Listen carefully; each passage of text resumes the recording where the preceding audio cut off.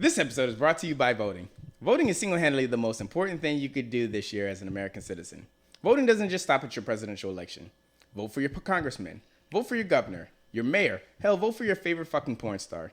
Every vote has an effect on everything in your community. Even if you can't vote for the police officers in your county, you can sure as hell vote for the police sheriffs that hired them. And don't even bother with that voting is rigged bullshit. Because if that's your sentiment, then why protest anyway? You're already saying no matter what you do, you can't change shit. So either shut the fuck up or get out and vote. And if you're fully capable of voting and you don't get to complain about what happens over the next 4 years because obviously it doesn't matter to you. Now let's start the episode.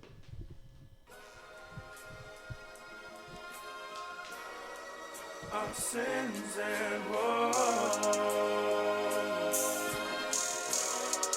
Our sins and woes.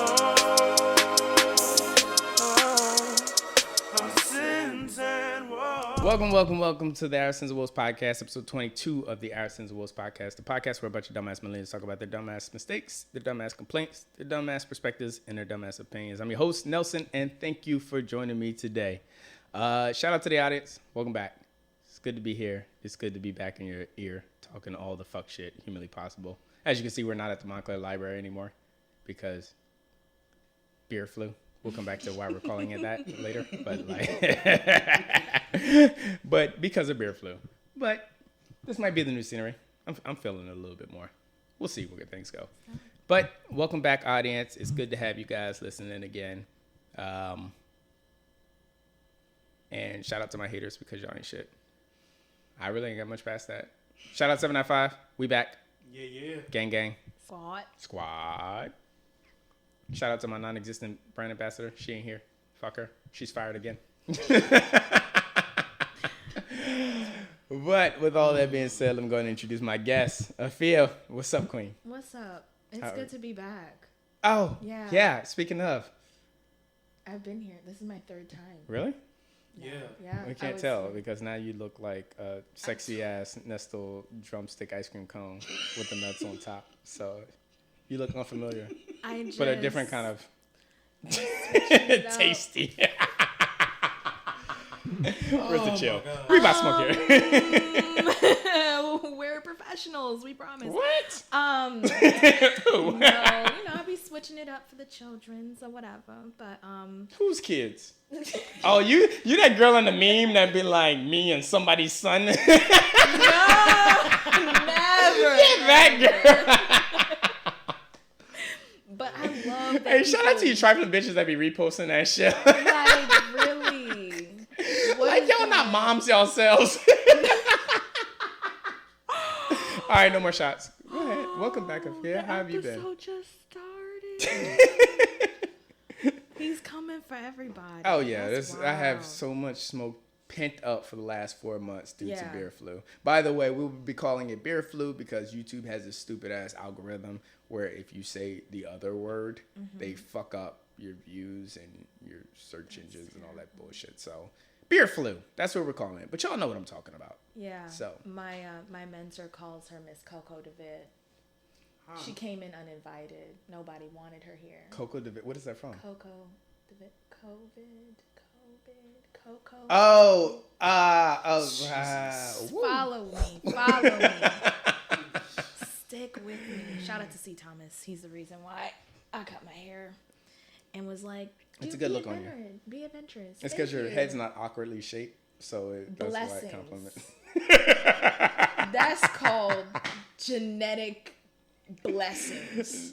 Yikes. Because this would have been bad. Honestly, my hair is this low because I tried to dye it and it came out really fucked up. And I was like, ooh, we just got to start over. Blessings. Wait, so you dyed your hair and then shaved it? Yeah. I dyed it. It came out horribly. I hated it.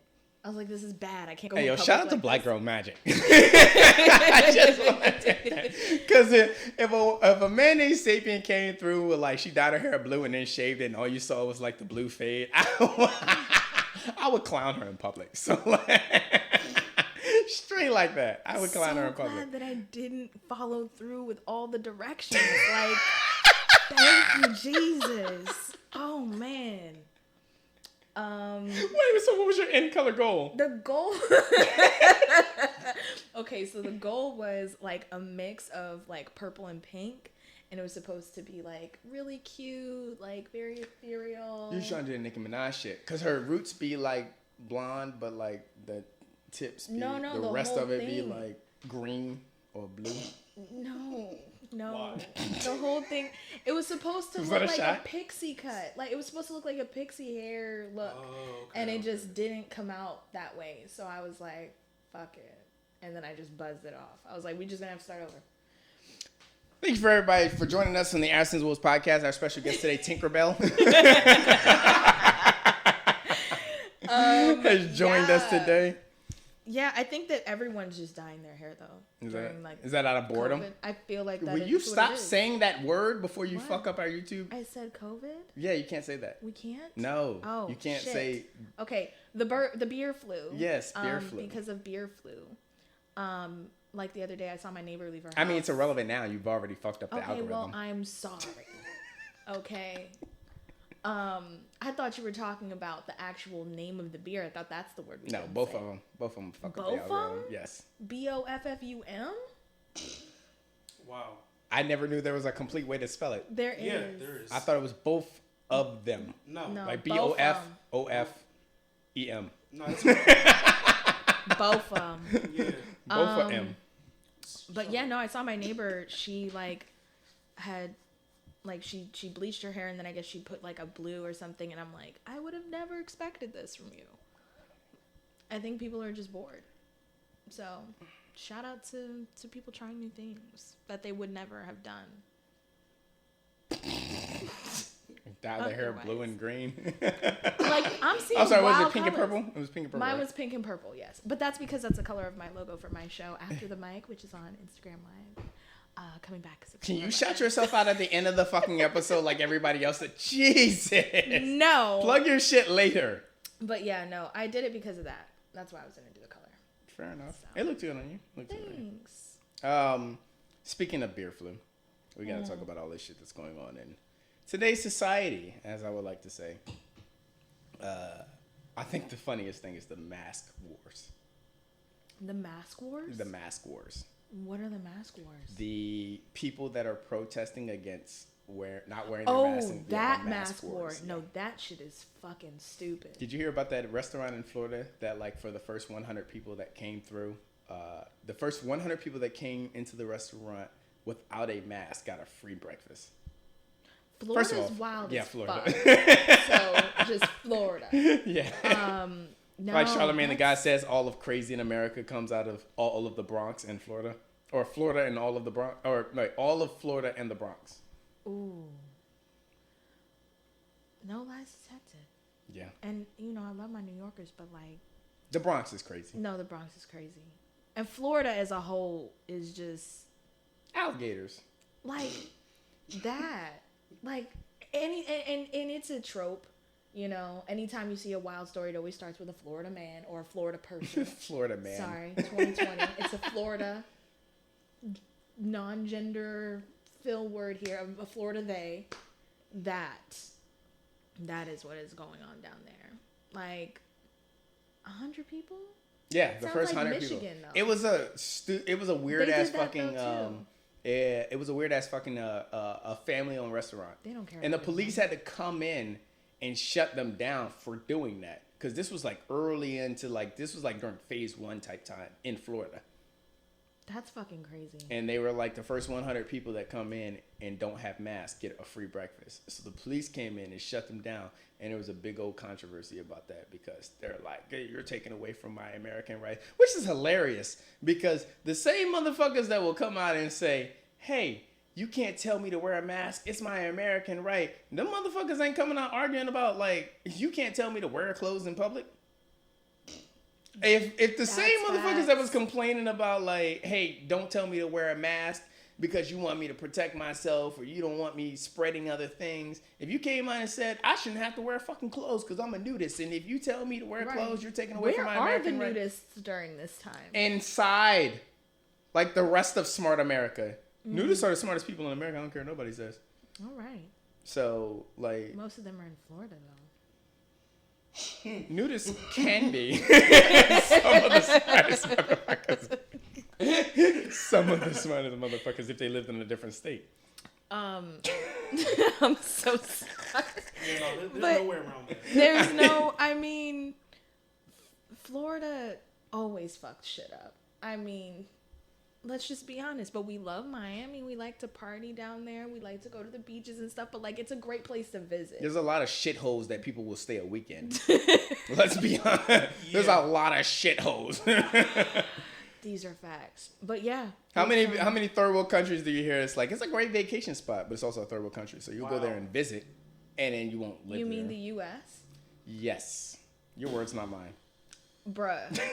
I mean, it is what it is. I'm so mad you just called the United States a third world country. But I understood it 100%. I mean, We are definitely third worlding out here. We're acting like one right now. Your facts. The rest of the world's like, nah. There was, okay. Boom. Okay, so boom. There was an article that came out. I think it was the Netherlands. They had put out a message to all of their university students. And they were like, if you are in a country that doesn't provide, health care and blah, blah, blah, and they specifically put, like the United States, go ahead and come home. We got you. I was like, holy shit. Things are bad. Yeah. Things are bad. You gotta love it. They were like third world countries or whatever. And like the United States. I said shit. They said it, not me. So. And it's funny how like the U.S. used to exclude everybody from coming in here. Yeah. Now we're excluded from everywhere Bruh, else. my passport is toilet Bruh. paper, bro. Like, I have so much like Can't go nowhere. fucking shit with that because America is a prime candidate for people that will we love to bitch as Americans. We love to bitch about like being told what to do. Very true. Well, we will be the first people to tell another motherfucker what to do. Yeah. I don't want to put on a mask. You can't tell me to put on a mask. I don't care if I spread fucking bear flu all around the world. You can't tell me to get on or put on a mask. No, those fucking illegal immigrants can't come over to our country. No, they can't come over here taking all our fucking jobs. Like, wait a minute. I'm sorry. Time out. there's so many levels. The transition. Time out. You'll be the first one to say nobody can tell you what to do, but you'll be the first one to tell another motherfucker what to do. Excuse me? It's the biggest. It's one thing I hate. Hypocrisy. Yeah, I hate it here. Real shit. And see, Especially right now. this is one of my strongest arguments about like when people complain Actually, about. I love it because we're getting to be a part of a really crazy part of history that when we tell our kids if we get to live this long, Nobody's stories will ever top ours. There's nothing my parents can say to me that will say like, "Oh man, y'all living a crazy lifestyle." Like, nah. I lived through the drug wars and shit. Yeah, well, I survived. That's about to be the new license plate bumper sticker. Is like survive 2016 to 2020. Like, honestly, a whole pandemic and then some. And then some. Real shit. Hell, making it through 2019 is a goddamn chore. Bro, 2020 is about to be a whole new baby boom. I'll say that right now. You think so? Everybody at home. Who's fucking like that? Everybody's just at inside. home. Nah, see, when you say baby boom, I'm thinking like the way we move now, I'm thinking everybody fucking everybody. Not like significant others are fucking each other. Oh, no. See, marriage numbers plummeting. But but babies. But are babies. booming. Going So everybody all the way loves up. to fuck. I know I do. You got kid on the way you want to talk about? Nah, not at all. Shout out to 795 Production. Hashtag generational wealth.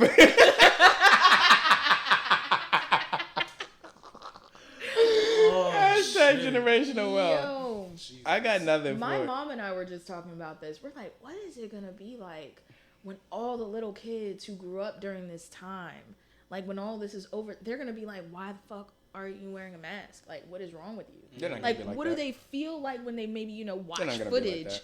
You know what I'm saying? It's not enough time. We don't know how long this is going to go for. I can honestly, there's a lot of That's the crazy part. assumptions and predictions and shit that like, yo, we'll have a vaccine. I think the earliest I'm hearing about a vaccine is the first week of October. I don't think we're gonna get anything. I don't think we're gonna get a vaccine until like the first week of spring. Almost at the latest. I think we'll get something by the first week of spring. Me personally, and that's because I'm watching things like closely enough to watch the progression and watching people be tested and whatnot. But I think if this shit turns into I Am Legend, bruh. Yo, shut up. I'm done. Get rid of all the dogs now. Bro. No, wait, what? Hey, you can get rid of dogs, just keep the volleyballs? Wilson? Wait. I mean, Castaway? Yeah, I'm tracking. All right. But no, I think because in retrospect, beer flu has had a huge impact in America. There's no question about it. It has impacted America in a very substantial way. But I don't think the length of how it has affected people will affect our next generation. Think about when you went through. Fair. Think about when we went through as millennials when we went through 9/11. The aftermath of 9/11, like the physical aftermath in the country, not emotional or mental or like as far as the when we were that age, we weren't caring about the financial, but when you think about the physical toll that 9/11 had on us, that didn't even stick around for that long.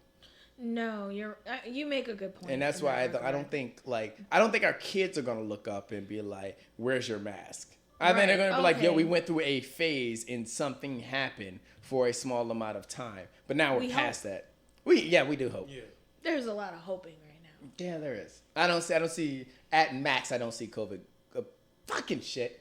I don't see beer flu going past 2 years max, and I don't think 2 years of a pandemic is enough to scar our kids up into their later lives. That's a fair judgment. I think that's a good point. I will say, and condolences to anybody that has lost to anybody to COVID. It's a very serious matter. I mean, we're gonna talk about it. I lost my great uncle to COVID. Condolences. Yeah, thank you. It's crazy, and we lost a classmate back in March. It's just like young people are dying from it. Everyone, this thing does not discriminate. It doesn't matter about your age, your color. Wait, beer flu is real? Good night. Because there's a lot of motherfuckers that will sit here and say, "Oh, it's not real." It's not even real. Yeah, no, it's very real. It's just the things that are called that are raising a lot of questions. 170,000. Never mind. Yeah, I'm just throwing out random fucking numbers. 170,000 deaths. Just throwing out random fucking numbers. They're not real. Because niggas don't want to stay inside. Real shit. That's because they don't think it's real. You know what's funny? I think I was watching this somewhere where it's like niggas don't believe in shit except magic tricks. You tell a motherfucker there's COVID-19 outside, and that motherfucker won't but he be like, "Nah, you lying. I'm going out to shoot the basketball." But if you show that motherfucker magic trick, he'll run out screaming like, "Get the fuck out of here, nigga! You crazy!" In all honesty, though, I feel like the shit will slow down once it gets colder outside. It's like the flu season. Like Virginia is actually supposed to peak in November. The first wave hasn't even finished. Yeah, and the second wave was supposed to hit in September. But now it's like a double wave. Alright. So you have that, plus you have regular flu season. So it's just a combination of different things. There is some biblical shit happening. Yeah. It's a reckoning. It's 100% reckoning. It's bad. It's bad. Fucking lightning storms. Fire NATO warnings because of the fires out west. I mean, it just there were locusts in Africa. Like, that is bruh, like I'm sitting here like, what page are we in the new? No bullshit, bro. Testament. What is there a third? Is there a third? I didn't know about this. Nobody warned me. Is this the King James version? Right. Next thing you know, something on the news. Something is risen out of the water. Oh, we're done. We're done. Yeah. Yo. All bad. Shout out to all the meme makers, though. Honestly. Shout out to all y'all. Nah, fuck that. Shout out to all the content creators that have been on their fucking grind since the shit hit. Yep. Every content creator. Because there are a lot of people. There's a lot of people at home sitting not doing fucking shit. Yeah. because of this whole pandemic. And some people are taking advantage of it. And the people that, while we are sitting at home not doing shit, the majority, or not the majority of America, that would be a very ignorant shit thing for me to say. But for a lot of people that are sitting at home, bored out of their fucking mind with their annoying ass kids, shout out to you content creators that are keeping us laughing. Yeah. Bless all y'all who stuck with your children, who you think should be, who would have been in school. Mm-hmm. I know. Speaking like, of. This is the longest summer break. Speaking of. Yeah. Reopening the country. Like going back to school. God. What's your thoughts on that? Should not fucking happen. I just don't know. But we need to put money back into the country. This is a priority. The kids need to go get their education. I'm being absolutely 100% facetious. I completely catch that. No, the reality is like when we think about, I was a sophomore in high school when swine flu came around, right? Mm-hmm. Everybody had that shit. Mm-hmm. It's like we are dealing with a COVID. We're dealing with. We're past that. Fuck the YouTube algorithm. Just don't say the other word. Don't say the actual beer. Okay, that's good too. But we deal with overcrowding already in schools. Mm-hmm. Teachers are underpaid. Mm-hmm. There aren't enough educators for to meet the demands of the number of students. It's like there are already fundamental issues with the educational system. So let's just throw a pandemic on top of this thing and tell everyone to come back. What's funny? What the fuck? Slight segue, because I do want to touch on everybody going back to school. Yeah. Slight segue is, I think what we need to embrace the most from this pandemic is, and a lot of companies, corporations, and industries are embracing it the right way. I hate to say this because it sounds like denouncing of what the pandemic has caused us, but this beer flu has given a lot of people a different way of maneuvering in a sense of the way people shop, the way people order food, the way people handle themselves. It's totally more self-aware. It's not even just that. It's more electronic now. And that's why my stepfather used to tell me that all the time. Or no, my stepfather used to tell my mother that, and I used to always hear him say that. He always told my mother, because my mother always wanted the most simple flip phone that just did nothing but text and call. And my stepfather always used to tell her, you need to stay with the times, because you're gonna get lost in technology. And to all those people that had that 90s fucking Saved by the Bell, big ass fucking the one where telephone. You need a backpack. Yeah. Walk around. Keep the battery going. If you did not stay with the times, you're gonna get lost. And when it came down to this pandemic, and now you have to order all your food online, and you in a situation you don't know your asshole from a computer. Now you're stuck. I wish they made smartphones that were with the battery life of a Nokia from back in the day. Honestly. With the durability where you could throw that hoe at a brick wall and your phone would give you that. Your phone would 100% give you that if you put that motherfucker down.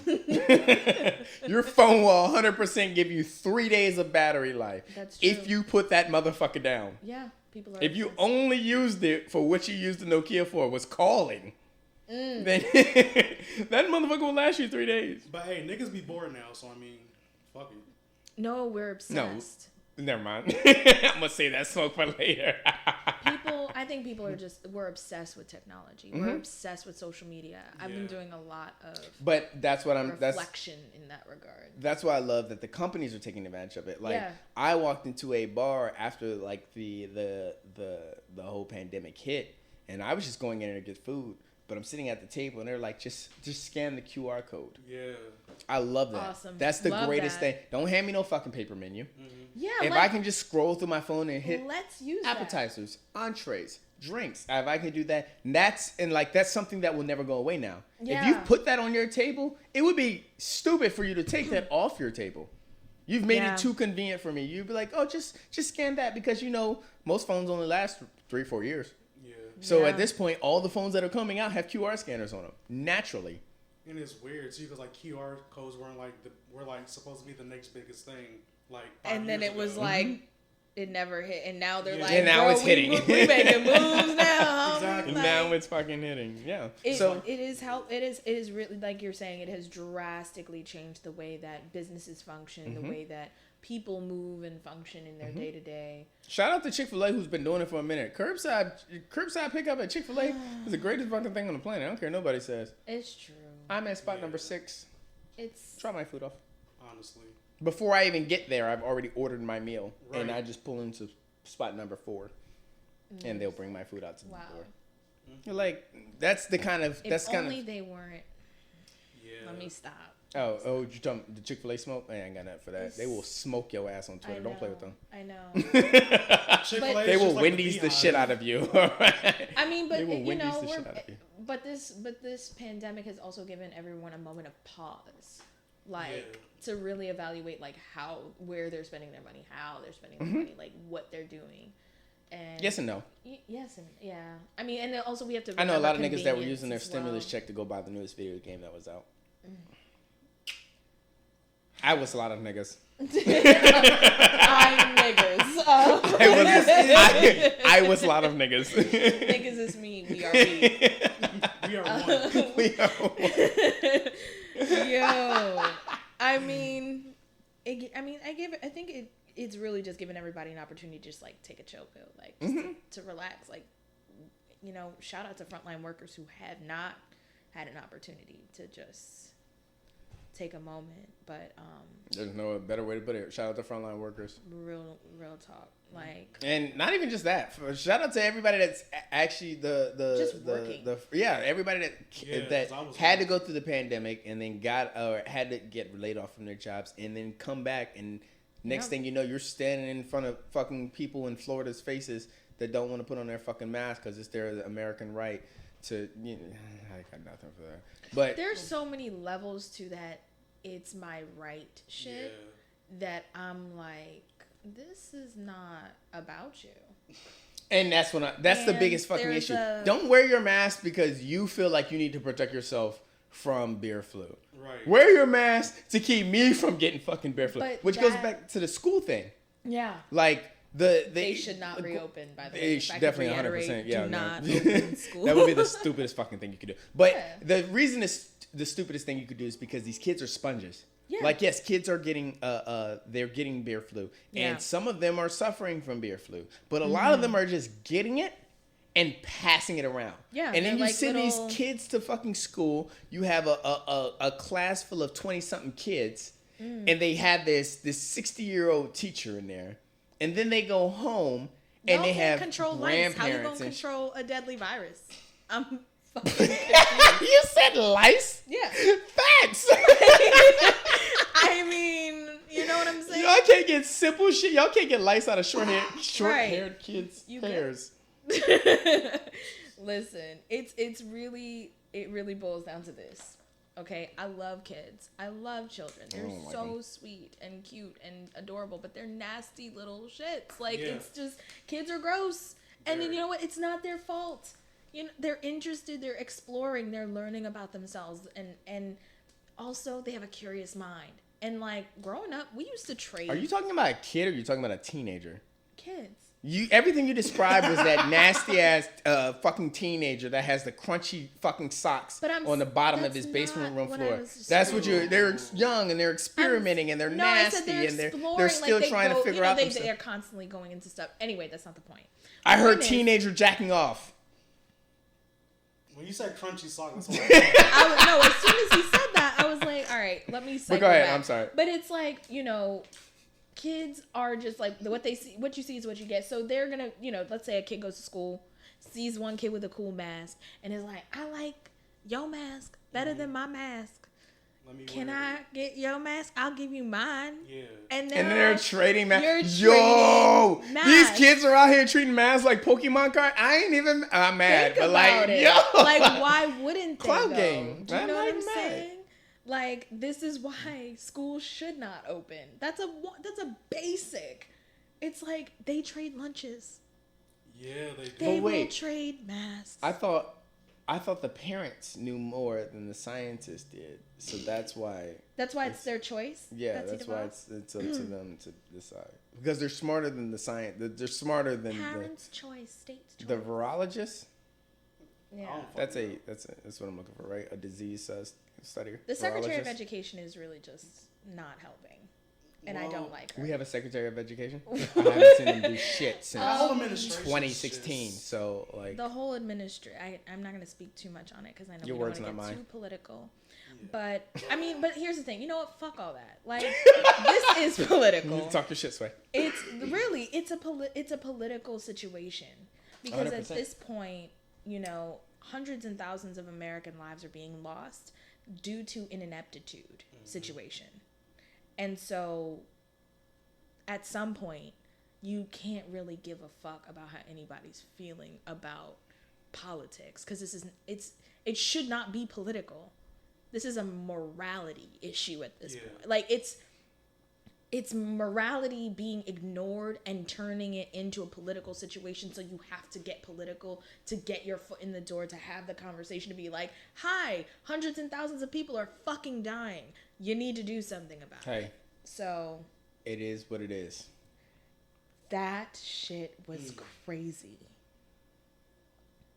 It is what people are talking. It is what it is, bro.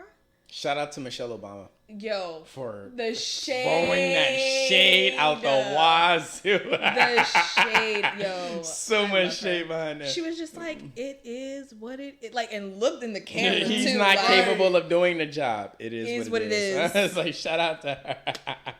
Shout out to Black women. Period. Shout out to the queens. Yeah, just that was it was gold. But yeah, it's like these issues are being politicized and they are, which is hilarious, based in morality. Because I was when I was watching the after the CARES Act stopped taking effect, the blah blah blah aid and relief, the $1,200 and the extra $600 every weekend, all the extra the stimulus, package, the whole stimulus package. Right. After that stopped taking effect, I can't remember what the acronym CARES stood for, but after that stopped taking effect, I'm watching the news and I'm watching them talk about like how they're gonna roll into the next package, what they're gonna do next, and I'm watching these two parties and like. The main arguments that I'm seeing on some of the news websites, or I'm sorry, on the news channels is Democrats are fighting for $3 trillion, $3 trillion aids for states, and the extra $600 unemployment. Mm-hmm. The Republicans are fighting for $1 trillion, $1 trillion, tax credits for certain companies, and funding for school. And I'm looking at this and I'm like, this is the dumbest shit I've ever seen in my life, because this is how I break it down. When I look at what the Democrats are asking for, they're saying $3 trillion, extra unemployment, and aid for states. What you're telling me is your package is based off of trying to maneuver these situations as if coronavirus is still going. Now I'm looking at the Republican side, and I'm seeing $1 trillion funding for school and tax credits for businesses. Mm-hmm. And I'm like, first of all, why am I arguing $1 trillion versus $3 trillion?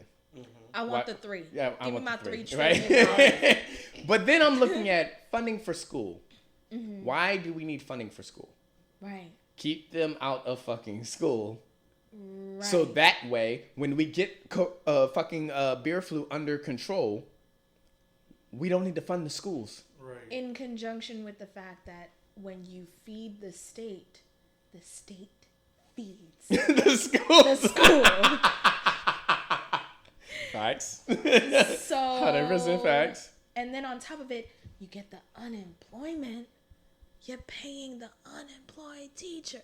Exactly. I feel like I didn't need to read this bill to know some basic shit could have really just been Right. It's like evaluated here. it's taking like a whole step just to go straight to the Right. That's what I'm. But that's how they're looking at it. One's looking like Logic. hey, this is still a thing, Yeah. and the other's looking like we need to get past this thing. We need It's to act not as even if we need to act as if we're past this thing. We need to help these businesses. Fuck Yeah, we everything need else. we need to act as if Smile and the Wave virus is Boys. still not growing and killing people. Yeah. They're So- definitely trying to smile and wave boys this shit away. Like, you Yeah. didn't see anything. They think they're the penguins from Madagascar. That's fucking crazy. That's crazy. The penguins It from is. Madagascar, that's hilarious. And that's such an insult to the penguins of Madagascar. They were way more intelligent. Extremely intelligent. They built a whole plane. yeah. Who no is their resources. Kowalski? Like, they need to get some people in there to be making changes and like having some action. But it's too late in the game now. Oh, Almost 100%. 200,000 people are dead. They're all yes men and yes women. Or Yes, people. It's Yeah. 2020. Yes people, my bad. I don't even think it's that. I don't think everybody that's making these dumbass decisions are yes people. I think that they You don't? No, I don't. I don't think that these people are just listening to somebody else and saying, I'm just going to do what he said. I think these people they're prioritizing the wrong things. I think a lot of these people that are doing are coming up with these ideas by themselves. I don't think that I don't everybody that doubt falls it. under Actually, I don't think these people that fall in these administrations are saying, I'm just going to say listen it to like that guy. Whatever he says goes. I'm like, no, my priority is to get these small businesses back up and running. My priority is to get these schools open. That's what I'm thinking that is like, that's the idea that's going in a lot of people's heads. Their priorities are different than, the rest of the American society, but neither here nor there. But I think their priorities are different. My concern is when you hear politicians who are part of this decision-making process saying things like, well, we don't want to upset the executive branch. We don't want to upset this person who's in office. That is scary as fuck. That's upsetting. Mm-hmm. Okay? Priorities. That's what I'm saying. The issue is like, it's like these people have their priorities You're trying fucked up. to guard a narcissistic, sociopathic mind. Your words, not mine. I mean, where are the lies? Your words, though? not mine. It's like we have to speak the truth about it. What's crazy is that psychologists. Y'all have to speak the truth about it. Yeah, well, I do. I feel it's necessary. I think that it's very crazy to me that psychiatrists and psychologists and people who study the state of the human mind are not allowed to speak on news stations about this person's mental health and their ability to make decisions. Yeah. And that people are following this person and then decisions are being made because of this person's feelings. And then it's like, Yo, stop right there. TikTok. You know what pisses me off? And that we just gonna Instagram say, is now the new. Or no, I thought Facebook was the new, because Facebook has that thing.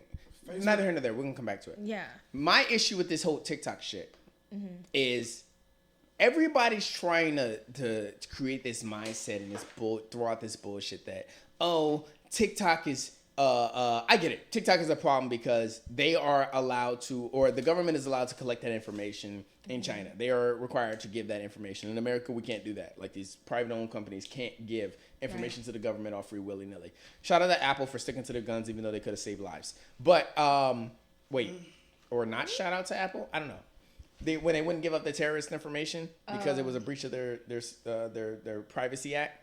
I mean, but they still low-key do give out information. Of course. I just but feel like when it's publicly everybody- announced to do it, they won't do it. Right. But in China, they are required to do it. So, cool. If that was your initial argument, then I would have been fine with, we need to put TikTok under American control if your biggest consumer source, it comes out of America. But the fact that TikTok never became a factor until Tulsa, when that fucking the campaign rally in Tulsa happened, and it was supposed to be fucking 36,000 people or something like that, and then only 10,000, 4,000 people showed up or something like that, and then all the TikTokers came out and said, oh yeah, we just bought ticket or we signed up for tickets, but we never planned on showing up, and it was a running gag amongst TikTokers. It was an international effort. Yeah. And then that's when TikTok starts getting tackled. Oh Miss my me with that God. bullshit. But they Feelings. covered, and that was feelings. You're mad because you expected this amount of people to show up, you know, if somebody was in this kind of position to make something like this Listen. happen, I don't know anybody that has done that. But I'm saying, if somebody was in a position like this to happen, and then would, it's what it is. If somebody was in a position in which they could say, "Oh no, we need to put this company under American control," because I'm pissed off that all these TikTokers reserved tickets for my show and didn't show up because it was all a joke. But this is how he's run all his businesses. Oh, 100%. But my issue is we lose. Like, nobody's talking about the fact that that is the reason why TikTok is being tackled right now. No, people are talking about it, but they don't. But the thing is that I always hear people saying TikTok shouldn't have access to our information because China, blah blah blah blah blah blah blah. That's not the issue that this got tackled. No, that's not what happened. Like, yeah, I mean, it's a combination of things. It's a combination, but the primary reason is because somebody's feelings got hurt. Yes. We don't know who that is, but somebody's feelings got hurt. I mean, you know. It is what it is. It is what it is. Is that the name of the episode? Episode name. It is what it is. Damn Cheeto. Yo, honestly, I've never thought that I'd be reading history books about specific ways that other governments in other countries have been run or used to be run or are currently being run in a specific fashion and going, are they sure they're not talking about what's happening right now? Because it sure seems a lot like it. Because when you just like tell police officers or military people to just start dumping on peaceful protesters, it makes you go, where are we? And who are we? Who are we? Like, what the fuck is actually going on? I'm willing to put all the money in my company. All the money in my company. You won't see anything that has happened in the last 6 years. When did Osama bin Laden get killed? What year was that? I don't fucking In the year after Osama bin Laden was killed. I see what you did there. Fair enough. I'll give you that. The year after he was allegedly killed, nothing between then and maybe 2022 will be in your history books for at least 20 years. Oh, yeah. What? 9/11 will be in your history books. Uh-huh. Osama bin Laden will be in your history books. Barack Obama will be in your history books. Will Everything he? that's happened 'Cause it after, sounds like they trying to erase his ass. he'll too. be in your history books. Yeah, we hope. He'll be in the history books mean, because the way the culture is.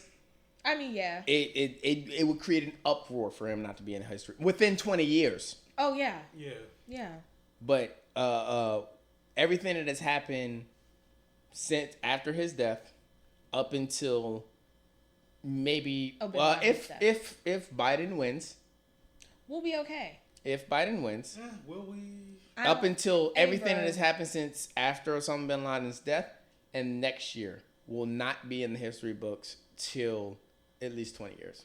I could almost guarantee that. If Kamala Harris becomes the vice president, she will be in the history books as the first black female vice president. But colored. Yeah. Because she's what, South Korean? No, Eastern China. she's Peninsulan. An Indian. That's what it is. Southern Indian. I think she's Indian. Yeah. Yeah. That's why I say And color. I'm not Caribbean gonna say massive, black. Like, so we gotta stop shout doing out that. to her. We gotta give credit where credit is due. Like, shout out to the Drakes and all the other mulattoes out there. Like, y'all were the first black president. Oh, that's right. Yeah. Afia Chen. We talked about this. Yeah, we did in episode 4. My last name Chen, bro.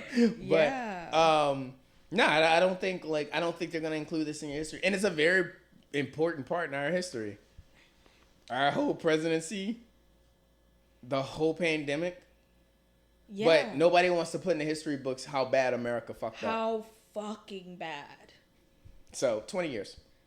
Shit. Yeah. Yeah. It's a damn But shame. you know, like, speaking about history and how history books are written, I think what's interesting right now is how they're trying, you know, how, I think it was the New York Times who introduced this 1619 project. I needed to do more reading. I didn't do more reading on this. But wanting to talk about Black history and how, you know, America was really founded. And people are not fucking liking that. So. Wow. Stay in your lane. I got you. What? We're gonna get there. No. No. Because I got a big argument for that one. We're gonna roll into it for a second. Okay. But I thought about this great idea about taking advantage of this whole beer flu thing. I'm making a couple bucks. An idea is to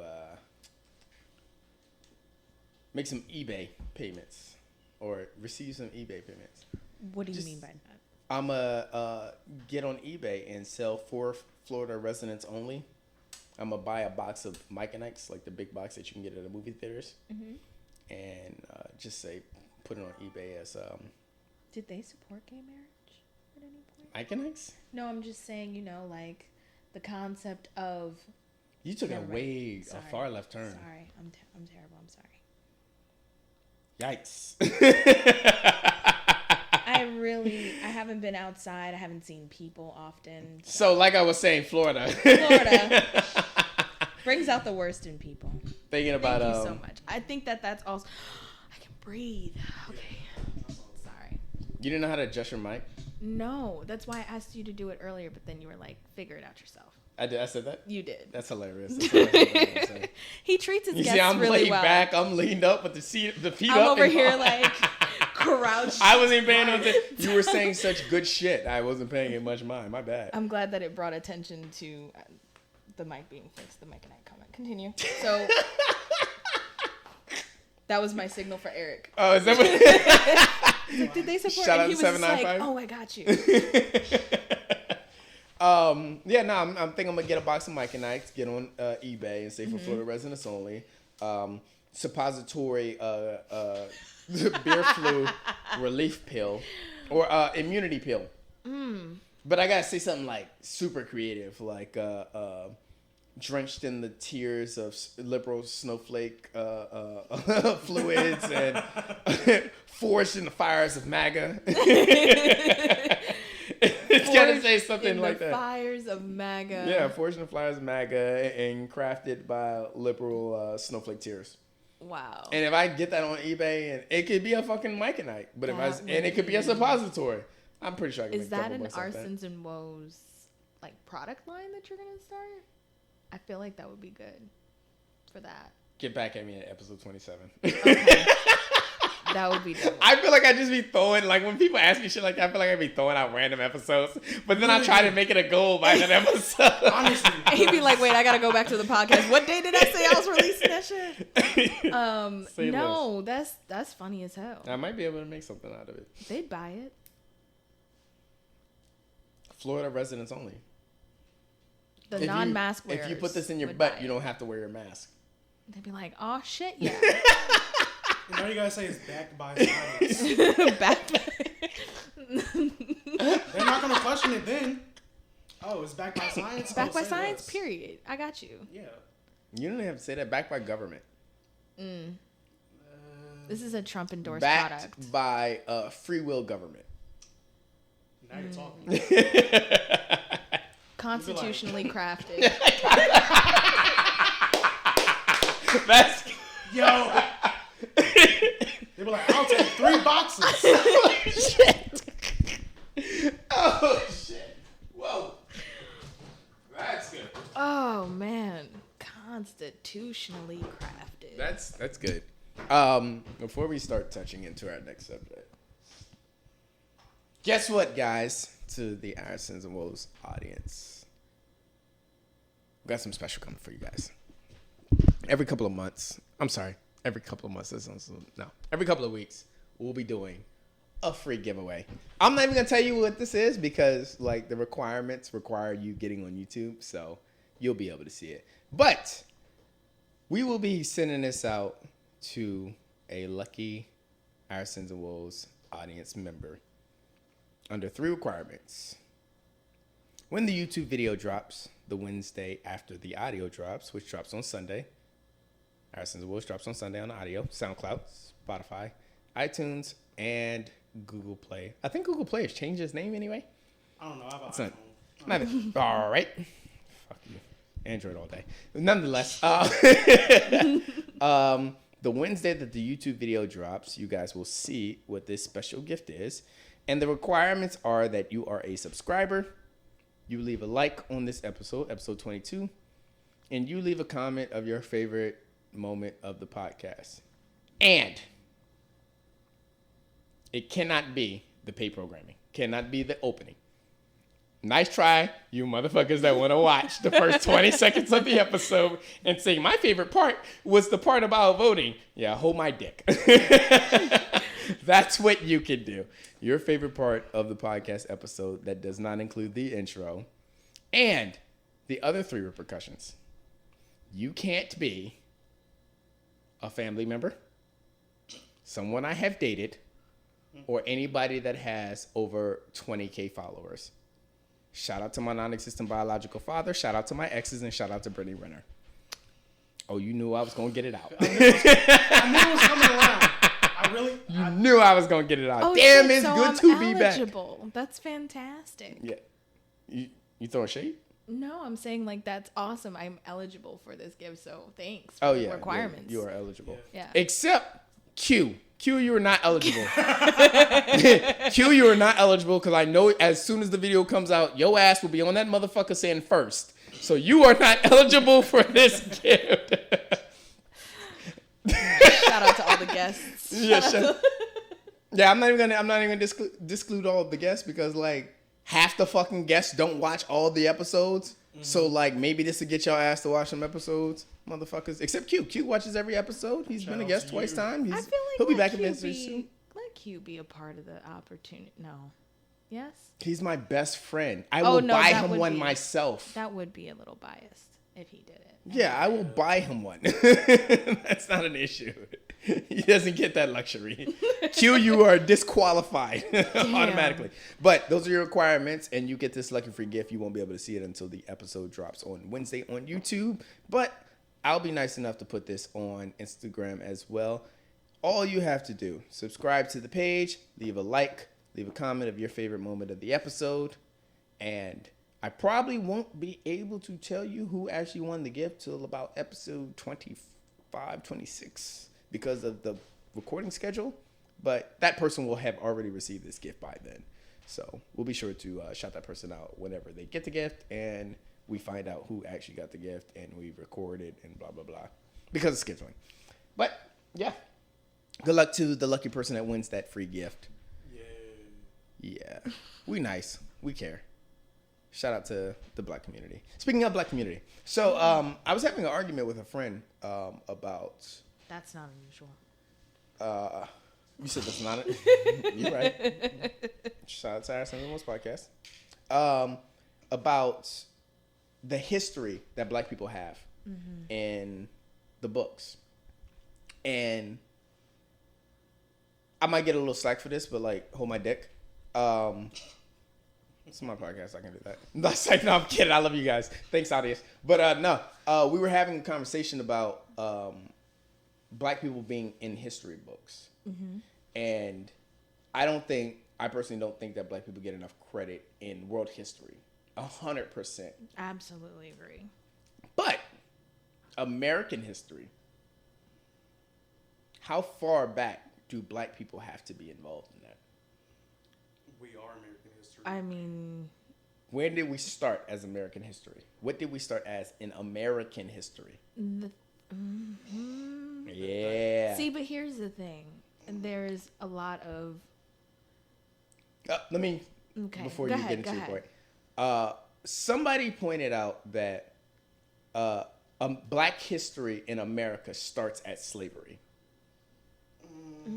Black history in America, not like the United States, not like North America before Christopher Columbus type time, because we all know black people migrated over here before Christopher Columbus and his squad did. You're talking about foundationally, the foundation of the United States, being, like developed. Got it. Where were black people involved? Because the issue is that black people's history in America starts at slavery. And I will question if that's not correct. Now you could go back to, well, Indigenous it's kind of history and stuff. started with the Africans that were trading off, because if we're going to include the European kings and queens, why are we not including the African kings and queens? And it's like, well, we were like, Christopher Columbus was sent over here on a request for them. That's why I understand why they're in the American history books. It's kind of like they were the preface of it all. Right, of the So people will- colonization. yes. And the erasure of... Okay. So the yeah, I see what you did there. Slick. But yes, black people 100%. Like before in world history, and it pisses me off that in world history, you never hear about Africa unless it's Pangea. Right. Unless you're talking about Pangea. After that, You know, you Africa might being the only hear continent, the root. Everything broke off of. yeah, weird. You might hear the, tidbits about Egypt but It's primarily either Egyptian history or, which is African history. Yeah, or West African. And let that's- me be the one to say the Middle East is the stupidest name ever created. The Middle East is a concept to take away the originality originality. I don't know if that's the word I'm looking Authenticity? for. No, not that. Where the origin basis of history. Yeah. The Middle East as a concept, as a construct, takes away what is originally African based. It takes away what is originally Southern Europe based. It takes away what is originally Western China based. Asia. Yeah. Asia based, yeah. Shut up. But the Middle East it's a construct that's created to take away from the credibility of what Asia has provided, what Europe has provided, what specifically and predominantly Africa has provided. That's why I think the Middle East is the stupidest thing. Like, people look at the Middle East like it's a country or a continent. a continent almost in itself, and it's like, no, it's a geographical section. Right. Like, verbally speaking, it's like there's Right. that's the Middle East is an area. It's an area. Like the Midwest. That's what the Middle East is. It's the Right, Midwest. of- It's the East Coast. It's the West Coast. Like, below the Mason-Dixon line, if anything. But we treat the fucking Middle East like it's a goddamn country. And that takes away from a lot of what Africa has provided us. Because the most historical moments, like way back, BC, happened in Africa. Yeah. But now we're saying it happened in the Middle East. I still say Africa. Fuck what they talking about. 100%. But that's, again, I guess because I think the I Middle just East is always stupid. find it very interesting when we look at depictions, like in historical texts and paintings and things like that, of a European-centric representation of, either based on theology and religion and all of those things, or historical figures. It's like, but it's sunny out there. It's real desert. Like, They would be. Oh, you're talking about how in you- Northern Africa. Like, I'm talking about. Wait, I missed something. I'm talking about didn't when I? you're talking about the middle, like when you're making the reference to a lot of history, in the BC's time period. Oh, my bad. Why am I talking about That big ass head. Yo, I came in like a rat. I can laugh at myself, and that's okay. Nice. Oh shit. So no, but it's like when You you're should have talking. been singing it. I came in like a meteor. Wow. That's fucked up. My bad. I'm sorry. Ignore that. It's so when we're talking about like representations, and you're talking about the Middle East, and a lot of things that happened historically, BC happened in the quote Middle East. We talk about religion, for example, and and you see historical figures painted a specific way that are very based in Eurocentrism, I think would be the best way to say that. And it's like, well, how are they pale skinned in the desert? Like, things like that. Just fundamental things. Sunburn like to keep your ass inside. Oh, okay. But you know what I mean? Shout out to my man A Sapiens. But you get what I'm saying, right? Yeah, Like no. it's these constant perpetual. It fundamentally does make no sense. Makes no sense. So it's like the constant rewriting of history, making it seem like no, this is what it is. The more I say it, the more you see it. And my friend Jeff says this all the time. He goes, imagery is energy. So the more you see an image, the more energy that's attached to it. Yeah, like white Jesus. Right. And I was just trying to avoid that. You saw the bush I was walking around trying to but I completely beat around it. Shout out to our sons of Woes. I walked right through that motherfucker. I mean... Watch my Kanye shrug. But yeah, I mean... But just That's why I picked it.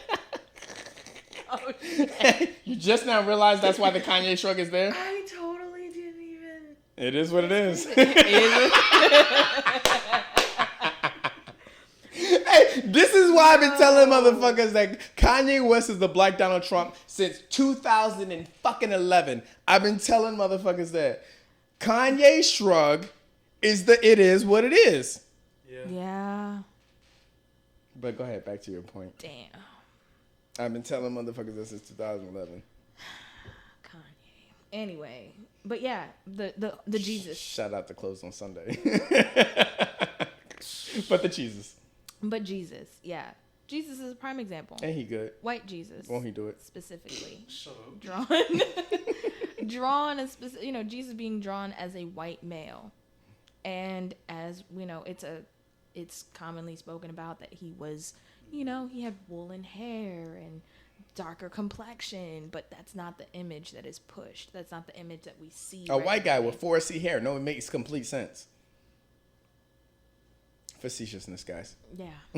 So I think that, throughout history, I lost where I was going. Shout out to Q because I never knew what 4C hair was. The Kanye thing took me off track. Wait, what?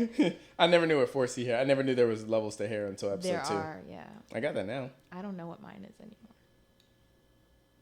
Same here. I had a joke there, but I already got my joke off for the day, so I'm gonna just stop. It's like between a 3 and something. Anyway, that's not the point. God, you are distracting me from what I was saying, and now I don't remember what I was going to say. Go ahead. Just go ahead and do You were point. talking about the fact that imagery is energy, and Yes. that basically everybody depicted Jesus as a white person, but he had black features. Right. The whole point we were going off of that is the fact that the Middle East is a scheme. Yeah, that part. And history is falsely written all the time. The part that we were going off of that was the fact that you don't hear anything about African history and world history unless it's Pangea, and then you jump straight over to slaves. Right. Because everything, and I'm so good at this. It's like, we're doing this for a minute. For him, it's like riding a bike. Like, he just get back on, he's good. I'm over here like, bro, I haven't been here since episode 10. Bro. Like, I'm still trying to gather points. I'm gonna be honest. All that coming back to me was struck a lock. I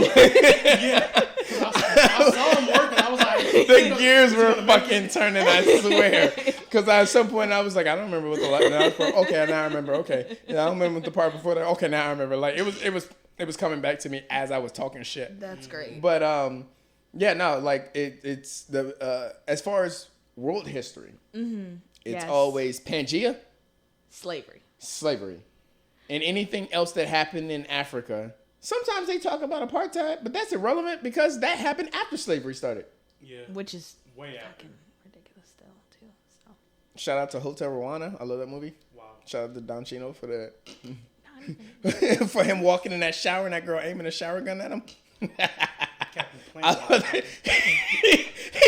at her and said, "What was you gonna do with the shower gun?"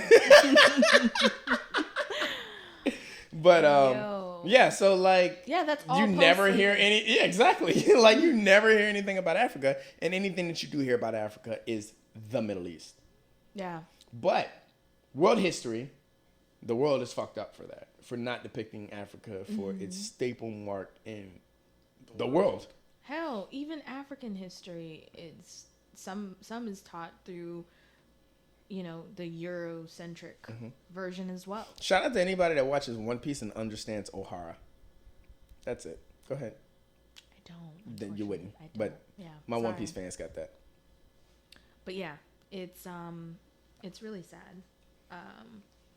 that it's not that we don't discuss African history as a whole. But I guess to your point about, is it correct to start American history specifically speaking for black about people black at slavery. people at slavery, if that's what's going to happen, then that's what you should be teaching, and all the facets of it. Mm-hmm. Not just, are you talking hey, about open your books to... Did I tell you my story last time about my 4th grade teacher? Oh, no. Let's dive in. I love when I hear about teachers. Shout out to JPAS teacher that told him he was using commas incorrectly. Yo, I'm on a roll with these shout outs today. Like, I have the power to take your life without putting in a comma? Like, are you fucking stupid? I feel like I did touch on it a little on episode 4, but the summary is 4th grade, Black History Month. My teacher said, everybody open up your books to chapter 9. I opened the book and it said She must have been a white lady. She was a white woman. That sounded like a white woman voice that you did. Yeah. And actually what was interesting is her parents were Holocaust survivors, and we learned about the Holocaust in that class as well. Even though in 4th grade you're supposed to be learning Virginia history, we were fortunate enough to learn about the Holocaust and her parents' experience. But is that biased on her for teaching her history? Never mind. That's neither here nor there. But this is where the point shout out to comes. my mayonnaise sapiens. She told us to open our books to chapter 9, whatever it was. And we opened the books, and the first page it says, for Black History Month, slavery. And I raised my hand. I said, this is not correct. And she was like, why are you giving me a hard time? I'm like, because we learned in 3rd grade that the Africans were kings and queens, and we had gold, and we were trading, and we had salt and all of these spices. Whoa. Who the fuck do you think you are telling a white person about your history? The audacity. In the 4th fucking grade. See, this is why black people can't have things, because y'all think y'all got all the information about your own fucking heritage over the white people. They built your heritage. They wrote your heritage. For you to tell them something. The unmitigated goal. Again, sarcasm, guys. Stay with me. But, I gave her a hard time about it. And I was like, no, like, our history is richer than this. Mm-hmm. And I said, and also, I was rude for this. You were. That sounded, was rude. You did that head roll and everything. Also, I don't like the way you say black. You say it like you have something nasty in your mouth, and that's rude. And I prefer the term African American, please. She did the black. And at least she didn't call you colored. Jesus. I've heard segue. I've had a white guy do that before, and it's a Southern guy, doesn't know any better. And he goes, she looks good for a colored girl. It's like, we don't use color to describe anybody. But he's a Southern boy, so it's only. He's never been like a racist. Like he's never come off. I was always cool with him. But that's my white guy A, white guy B story for way back for anybody that ever heard it. Shout out to my recurring fans. But that's what the sign said back then. It didn't say black, white. Yeah, it said whites, colors. It said coloreds, whites. All the reds, they yellows. change colors more than we do, so they should be called colored. I said what I said. Yeah, because black is definitely a shade. Yeah. And red is definitely a color. Mm-hmm. Shout out to sunburned mayonnaise sapiens. I'm on one today. It's good to be back, baby. Yo. But yeah, summarizing that, my mom had to come to school. Yo, what? And yeah, I got in trouble. Did she show a scene? Did she make a scene? No, my mother didn't make a scene. But before we went in, she goes, okay, just give me the rundown. What happened again? Because my mom was like, you don't ever get in trouble. Shout out to your mother. I love her. Shout out to my mom. She's amazing. But she's like, I'm going to give you the benefit of the doubt. You never have gotten in trouble before. And I said, I don't like the way she says black. And she said that slavery for black people she said that slavery is the first thing that started black people's history. And that is not true. And my mom. World history. Right. And so my mom was like, there's an argument there. Trying to have that conversation with the teacher. And that's the first time I'd ever really seen like that disparity of racial understanding and differences. Because I'm like 8-9 years old. I just moved here from New York. Everybody is from everywhere. Right. Most of my classmates in Queens were immigrant kids, or first generation Americans. So we're like, bruh, you know your history because you're your family's from Russia, blah blah, so you know whatever. You're from so and so you know that history. So it was like that was how we grew up. But growing up here, it was a different perspective, and my teacher was like arguing with my mother, like she can't tell me what I can and can't say. She's not an adult, number one, and like came for me basically. But my mom was like, listen, you got to change the tone on the word black. I don't like how you saying it either.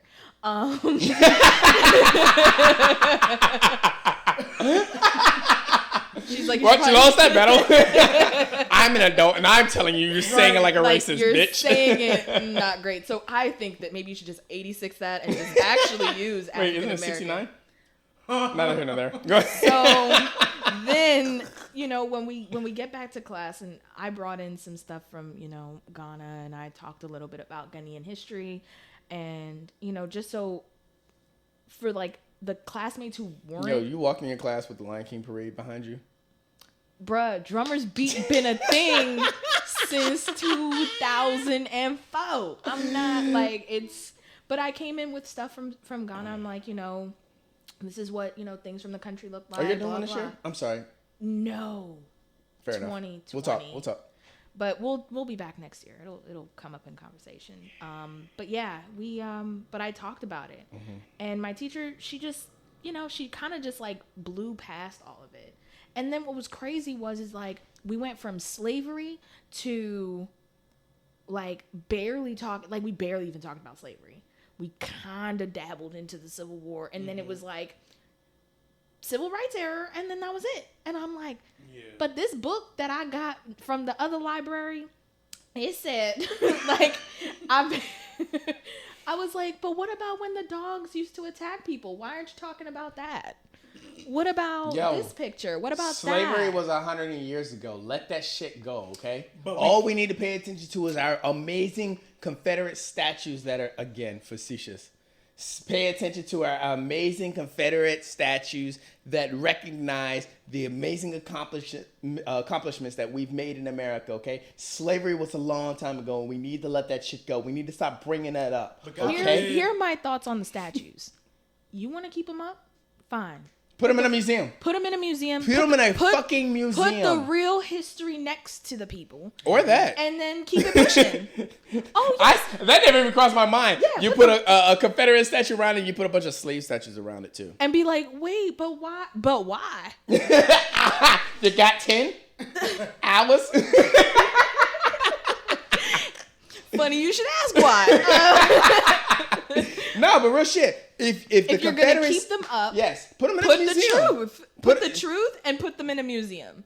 That's it. Because it is a part of American history. You are absolutely correct. The truth is that threw some white dude off when I said that. He was like, I don't even know what to say. I'm like, exactly. The truth is benign to me in if you keep it in a museum.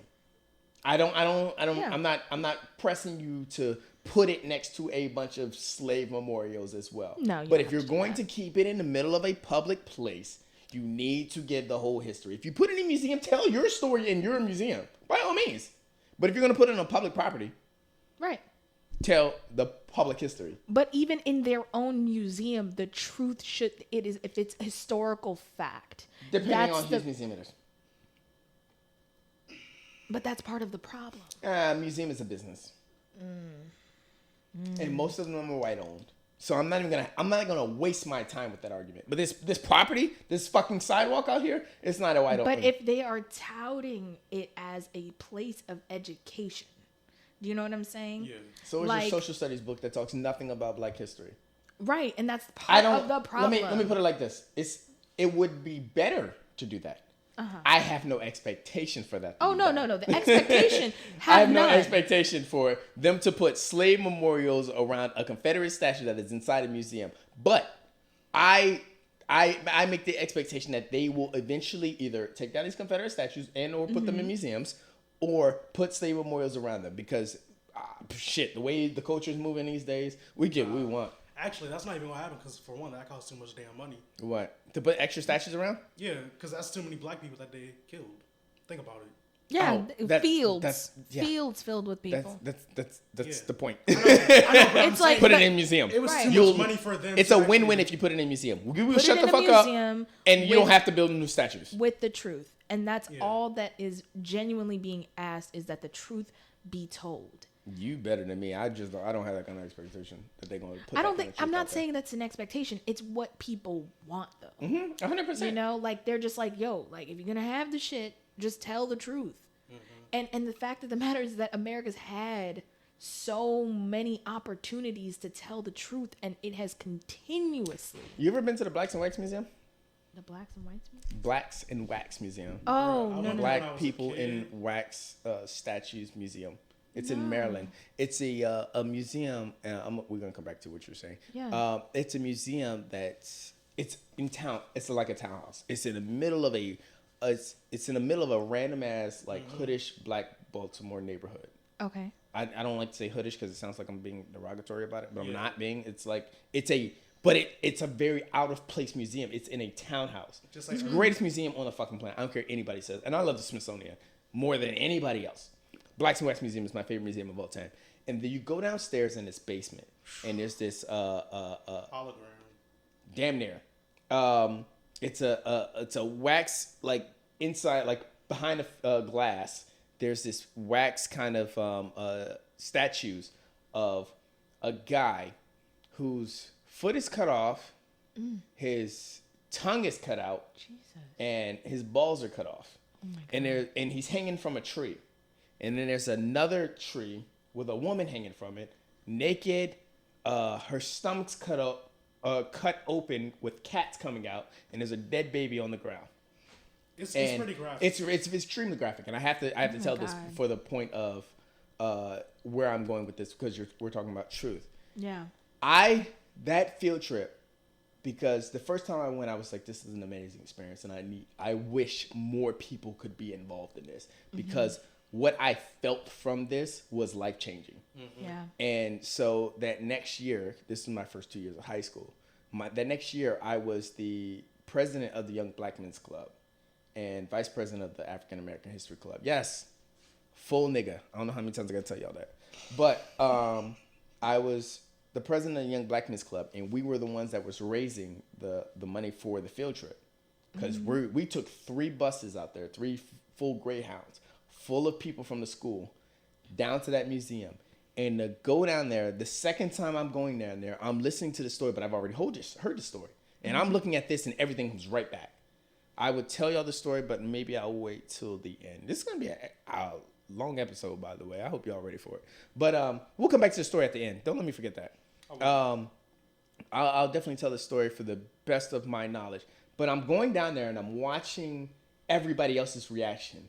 And you could tell that the way that truth hits them, everybody's sitting there like, people are getting watered in the eyes, and I'm like, this is what y'all need, though. This is what you're supposed to be This is experiencing. This is regular shit because there's a guy that tells the story. Every time we went there, every time the field trip happened, because I went there 3 years, and the third year that I went, I wasn't even a part of that school anymore. But I still I was going to a different school, and I still came to that school for that field trip. And for that third year, because it was like, I have to be here to watch what people are gaining from this. Right. And I mean, I was still pushing, I was still helping the school push the agenda forward, or push the fundraiser forward. But it was a life-changing experience watching them live through this story.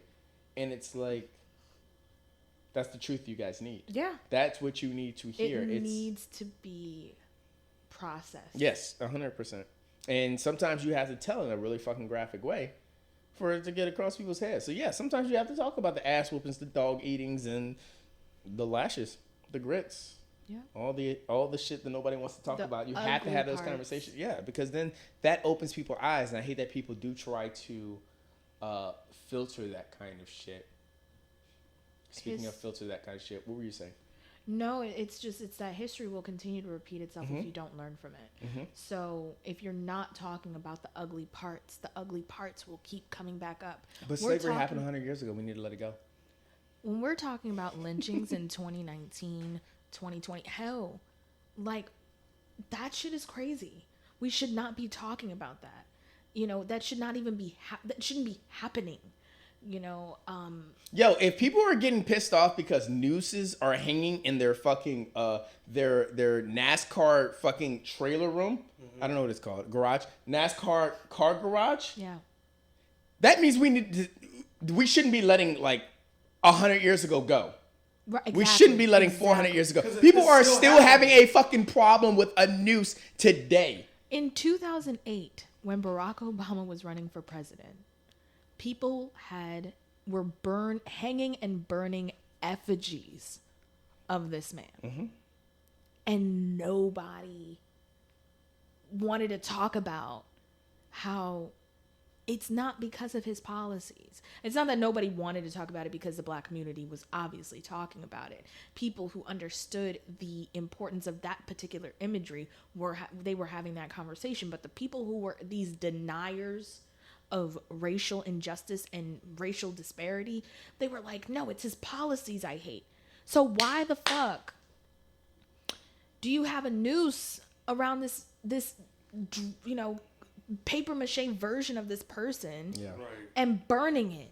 And nobody. And he's not an American, and he's not this. Like, that is those are the colors of this country. That's what you actually are underneath it all. It's really just absolutely disgusting that people continue to act like it's not happening. And it's happening all the time. It's been happening. It never stopped happening. So, Blue like case that. in the room. Little thick blue case. Grab that. Yeah. But yeah, and it's very sad. And then when you connect all of that to how people have been dealt with by Open it up. No, for you. Oh, yeah. Hold on, I'm gonna let y'all. No, you good. Good. Oh yeah, I was gonna say like how it's been dealt with Whichever. how law enforcement still deals with people, how just regular ass people Is that thinking one they have to good? police people have to still deal with people. Like, this shit is fucking wild. People laugh about the Karen thing, but it was a Karen that got Emmett Till killed. Yeah. So Just for her to turn around on her deathbed and never mind. we not talking about it. Ain't though. enough waiting in the water It's not in the world. It's not. But it's like the constant. It's not happening.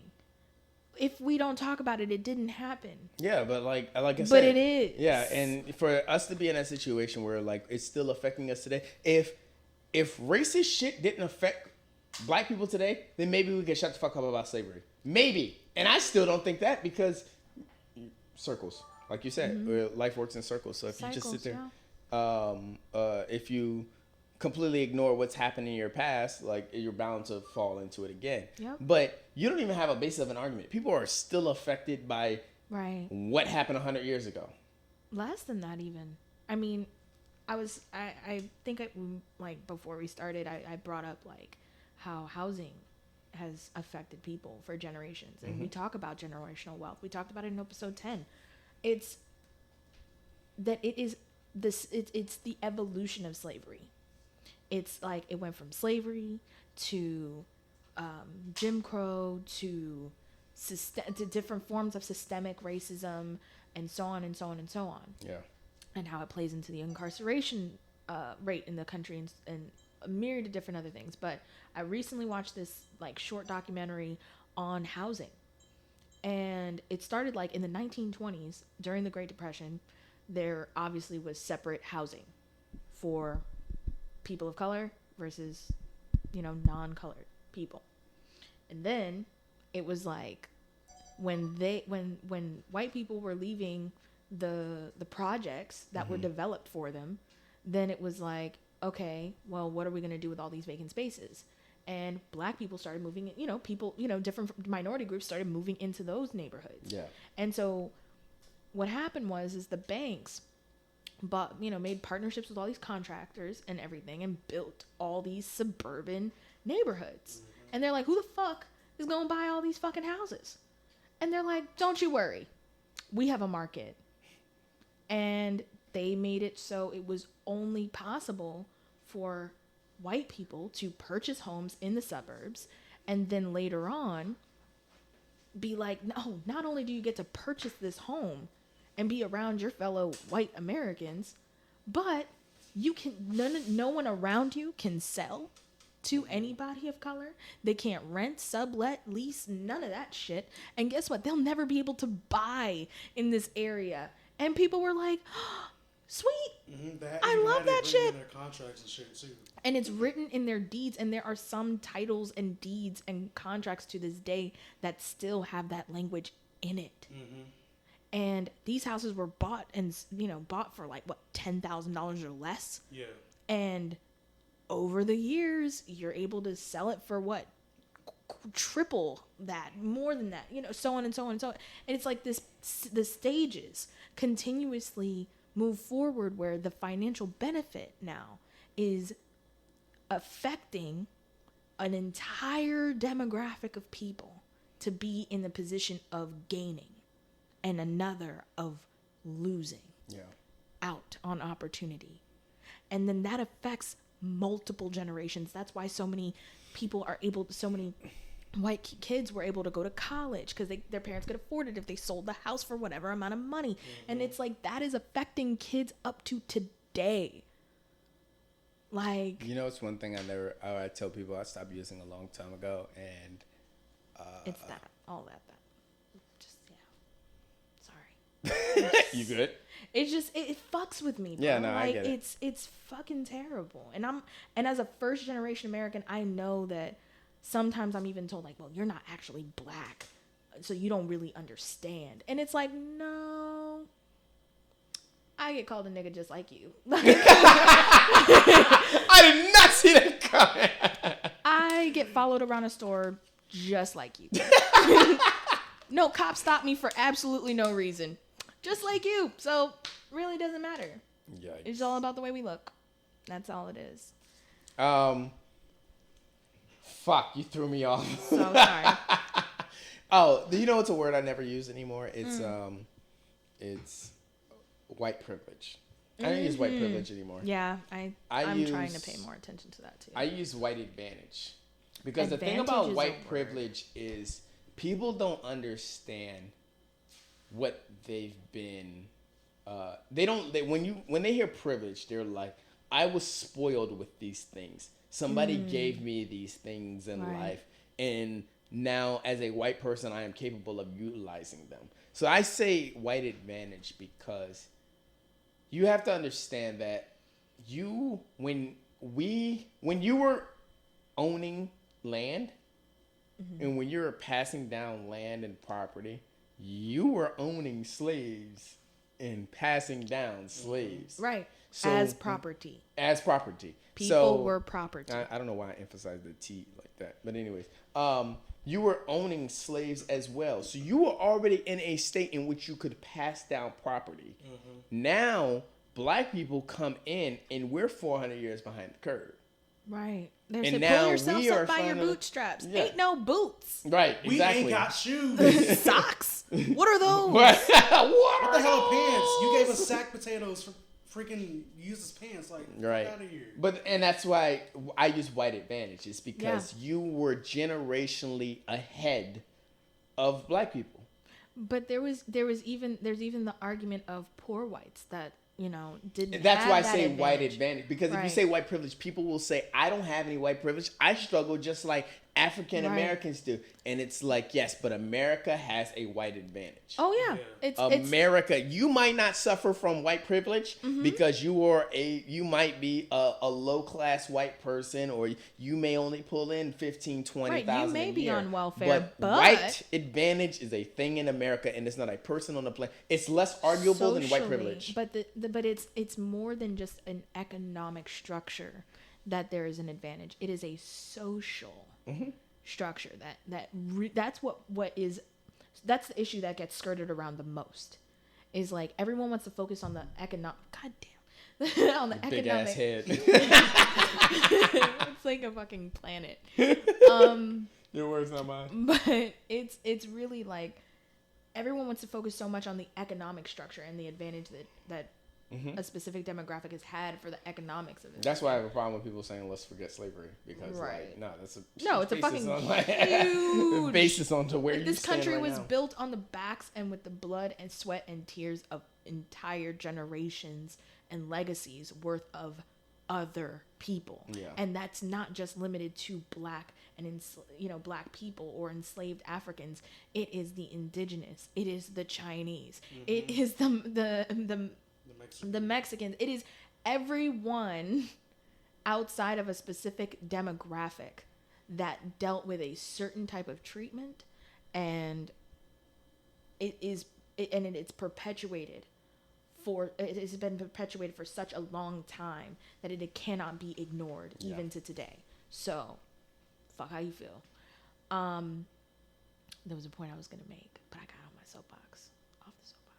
Here we go. Okay, so but talking about like. You see, I looked at the camera and realized it wasn't working right. I'm talking about the social aspect of the interactions that white people still have in trust situation, like just it's white trust is like a real thing. One of my friends she just dealt with this crazy as fuck situation where she is the master tenant of a location, right? She had a white roommate doing wild shit. Shout out to my mayonnaise sapiens. I keep doing it. Shout out to my mayonnaise sapiens. The property owner was not interacting with my friend as if she was the master tenant. She talking to the crazy tenant. And she's like, hold up. Why are you talking to the crazy ass tenant when that's the person I'm telling you I got a fucking problem with? Yeah. And she's like, well, she said, and blah, blah. She goes, bitch, she lying. She's lying because she's a crazy person. Which is irrelevant because I'm doesn't the master tenant. because I'm the master tenant. Yeah. And it made me go, oh, it's a white trust situation. Yeah. You're not even supposed to be in this situation at all on paper. But it's something you're dealing with because of a social disparity that is still not discussed or dealt with or handled on an extremely deep level. Shout out to Karen. So, right. Boo. Listen, I can't talk about the situation because it's not my business, but you know. But that was it. That situation right there is a prime example of some. Oh, and of course this is happening in a liberal state, right? This is happening in California. Because that holds so much weight. You know, like everyone talks about liberalism. It's like, yeah, well, that means so much when it's still masking systemic racism, when it's still masking microaggressions, by the way, are not fucking micro. They're aggressions, period. Yeah. We need to stop calling them microaggressions. No, it's fucking aggression. That, like, okay? I don't know who the fuck does that. It's like, oh, this is a micro. No, this is an aggression. Every time I deal with you, you got to do something that makes me feel less than you or to alter my behavior or whatever it is. No, it's fucking aggressive. Stop. Like you're not helping this interaction improve. You're not giving consideration to balanced communication in this interaction at all. So yeah, microaggressions don't exist. Aggressions exist. And that's how I feel about all that. You got your bag? Because you was in your bag for the last 30 fucking minutes. I just want to know that. I'm you sorry. good. Like, live your life, queen. I'm just here to judge. I mean, I'm just here to support. That wasn't a slip. I know. That was on purpose. But yeah. You good? I'm good. Last thing I really want to talk about. You watch Blackish? I do not. Okay. I've only seen a couple. Actually, that's false. I've seen a couple episodes. Nigga, it's like 6 seasons up. I'm sorry. Okay, so no. My bad. Blackish had an episode that they released in season 4. Or it was supposed to be released in season 4. Okay. And we're in season 6 right now. So this was 3 years ago. This was 3 years ago. This was a year after the president, who's our president, became our president. The incumbent at this time. Mm-hmm. I don't call him the president because that's how he acts. Is not presidential. A year after 45. That better? That's better. Thank you. God damn it! People are sensitive. I'm tiptoeing. Yeah. So it's a year after 45, and the episode was supposed to come out. Mm-hmm. There was an issue with the episode coming out. Shout out to Ken Barris. That guy is amazing. Black AF, I fuck with it. It's hilarious because I said Black AF, but then I said I fuck with it. Black as fuck, I fuck with it. But there was an episode that came out. The episode was shelved, never released. Okay. It came out on the 10th of August. Oh, so like a couple days ago. Yes. Awesome. After 3 years. That's fucking cool. The thing about, this is the hilarious thing that I love about our Caucasian Americans. They give so much power to black people without even realizing it. In a lot of different aspects. Not they give us all the power, because if it wasn't, we wouldn't be getting plucked off in the middle of the fucking street. That's a topic for another time. I don't have the time of day for that shit right now. But we're definitely going to have to be, that's definitely a revisit conversation now. But the episode came out on the 10th.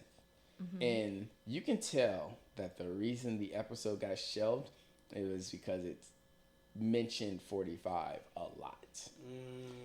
I'm watching this episode, and I'm an avid Kenyon Barris fan. Like, I like all his shit. Right. So I'm watching this episode. I'm like, when I finished the episode, I'm like, that was a regular ass Blackish episode. Now, Blackish is really good about hitting social cues. They're very good about staying hip to the time, what's going on in society, everything like that. And they directly attack issues in today's society.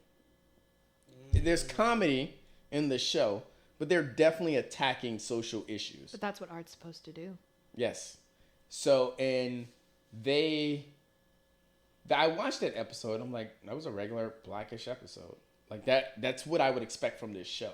So to watch that be shelved for 3 years, then there's all this hype and talk coming out about this episode. For it to be what would be considered a regular ass episode of that show, granted, it's a great episode, but it's just one of their great episodes. Right. They have a lot of great episodes. So it's just one of their great episodes. Now I'm watching this. You took this off the shelf, or you put this on the shelf for 3 years. Now it's about to come out.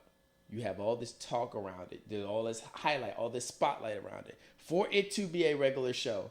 But now, like, everybody's looking at you like you're the bad guy because you decided to shelve this show because you felt like it was targeting the wrong person. And now I'm watching this episode and it hits a little differently because it's 3 years after. Right. Which is and shit is still the same.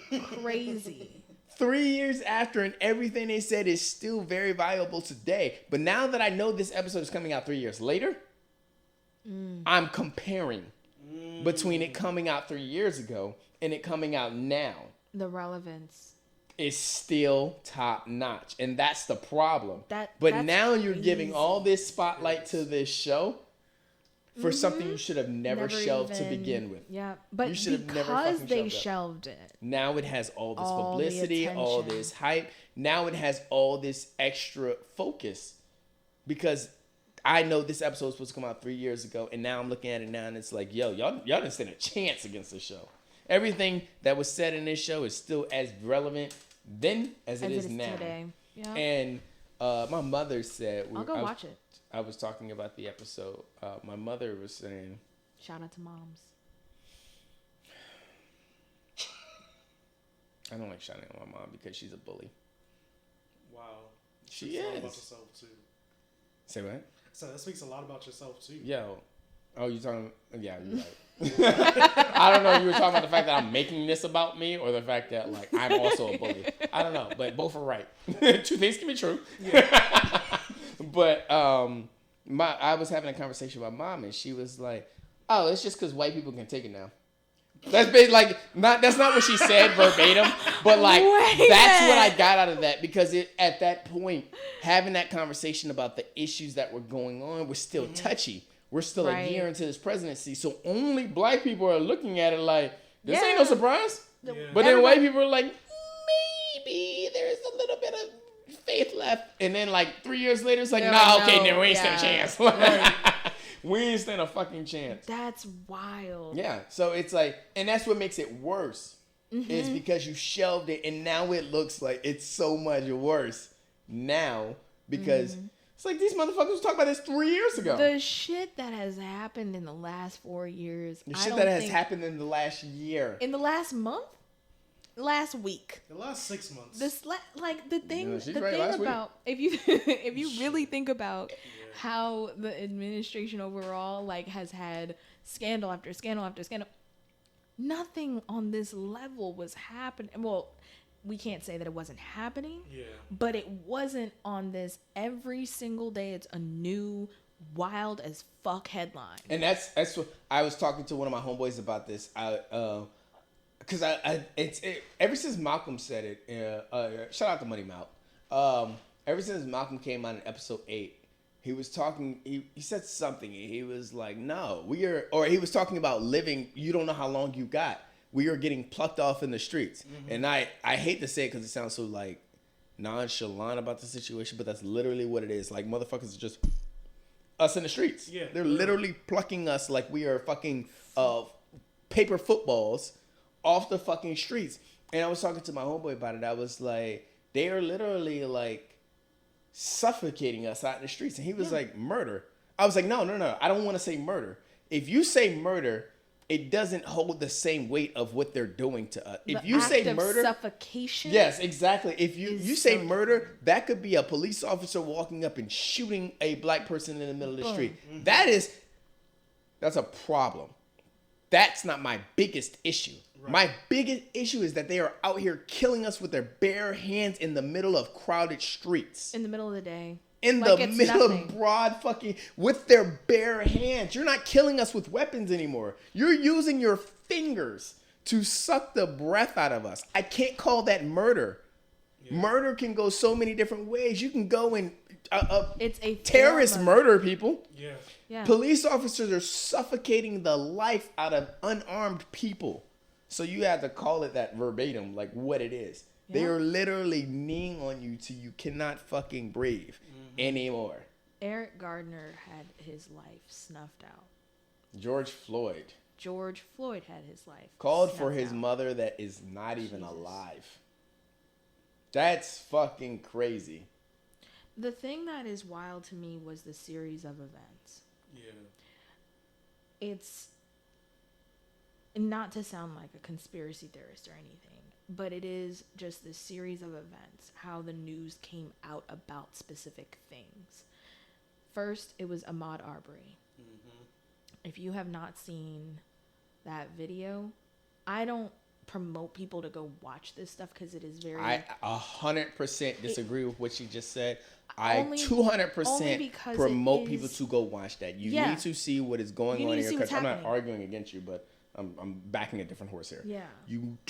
I 200% believe that you need to go see what is going on. I don't care if this is the most gruesome shit that you are seeing in your life and you are squeamish and blood makes you throw up.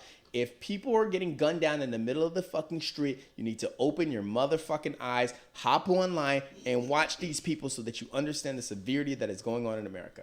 I'm not neglecting what you're saying. No, you make an absolutely great point. Because if you have never seen it or you're not connected to this experience, you have to go watch it so you can gain a sense of perspective. But if you have been watching so much of this, please take a break. Take a break. Because it does something. Take a break. To you. It does. It makes you sick to your fucking stomach. Yeah.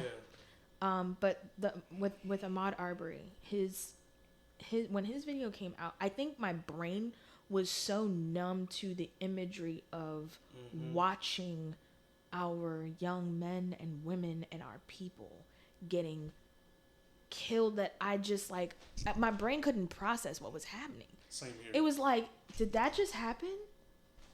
And then it was like, oh fuck, like it went from a freeze to a oh fuck, that just happened, and then the emotions came. But then it was like, and that happened in February, and then Breonna Taylor. That entire situation was avoidable in every sense of the word avoidable. They didn't have the right address. They didn't have the right, like the people they were allegedly looking for had already been caught. Like there were so many levels to that. Yeah. Where it was like, this is not even necessary for y'all to be here right now. And then you kill this young woman in her sleep. Like, what the fuck? What the fuck? Like, and then when people are asking for the people who are responsible for her death to be arrested, what do? Oh, well, we're just gonna satiate you with some other sideways shit that's not the thing you've asked for. And then you have George Floyd, the fucking last piece of that puzzle, where it's like, how much more could people take? And just watching his video where the cop has his knee on this man's neck, it was like he was looking into the camera like, this gonna be the one. This gonna be the one to do it. You know what the problem with that is? You used all three of those situations. And the problem with that is those are all three completely different situations. Yeah. One was a citizen's arrest. If that's not the biggest bullshit I ever seen in my life. But one was a citizen's arrest. Invented to detain black people in this country. One was a citizen's arrest. One was a damn near police raid. Pretty much a fucking police raid. And the other was an apprehension. Those are three different fucking situations. And all of them were pretty much handled in the same fucking way. Exact way. They ended in the deaths of 3 innocent people. So and the incarceration of another who shot back at the cops. For breaking into his house. Into his house. Protecting his family. Right. Like. Protecting his with family. A fully licensed gun. Right. And you look at situations like that where, like Philando Castile. Mm-hmm. I have a license for my weapon. Bam, bam, bam, bam, bam. Mm-hmm. In front of his 4-year-old daughter. And his fiance. And his fiance on Facebook fucking Live. It's like, when does it stop? Plucked off in the streets. And like, in our homes too.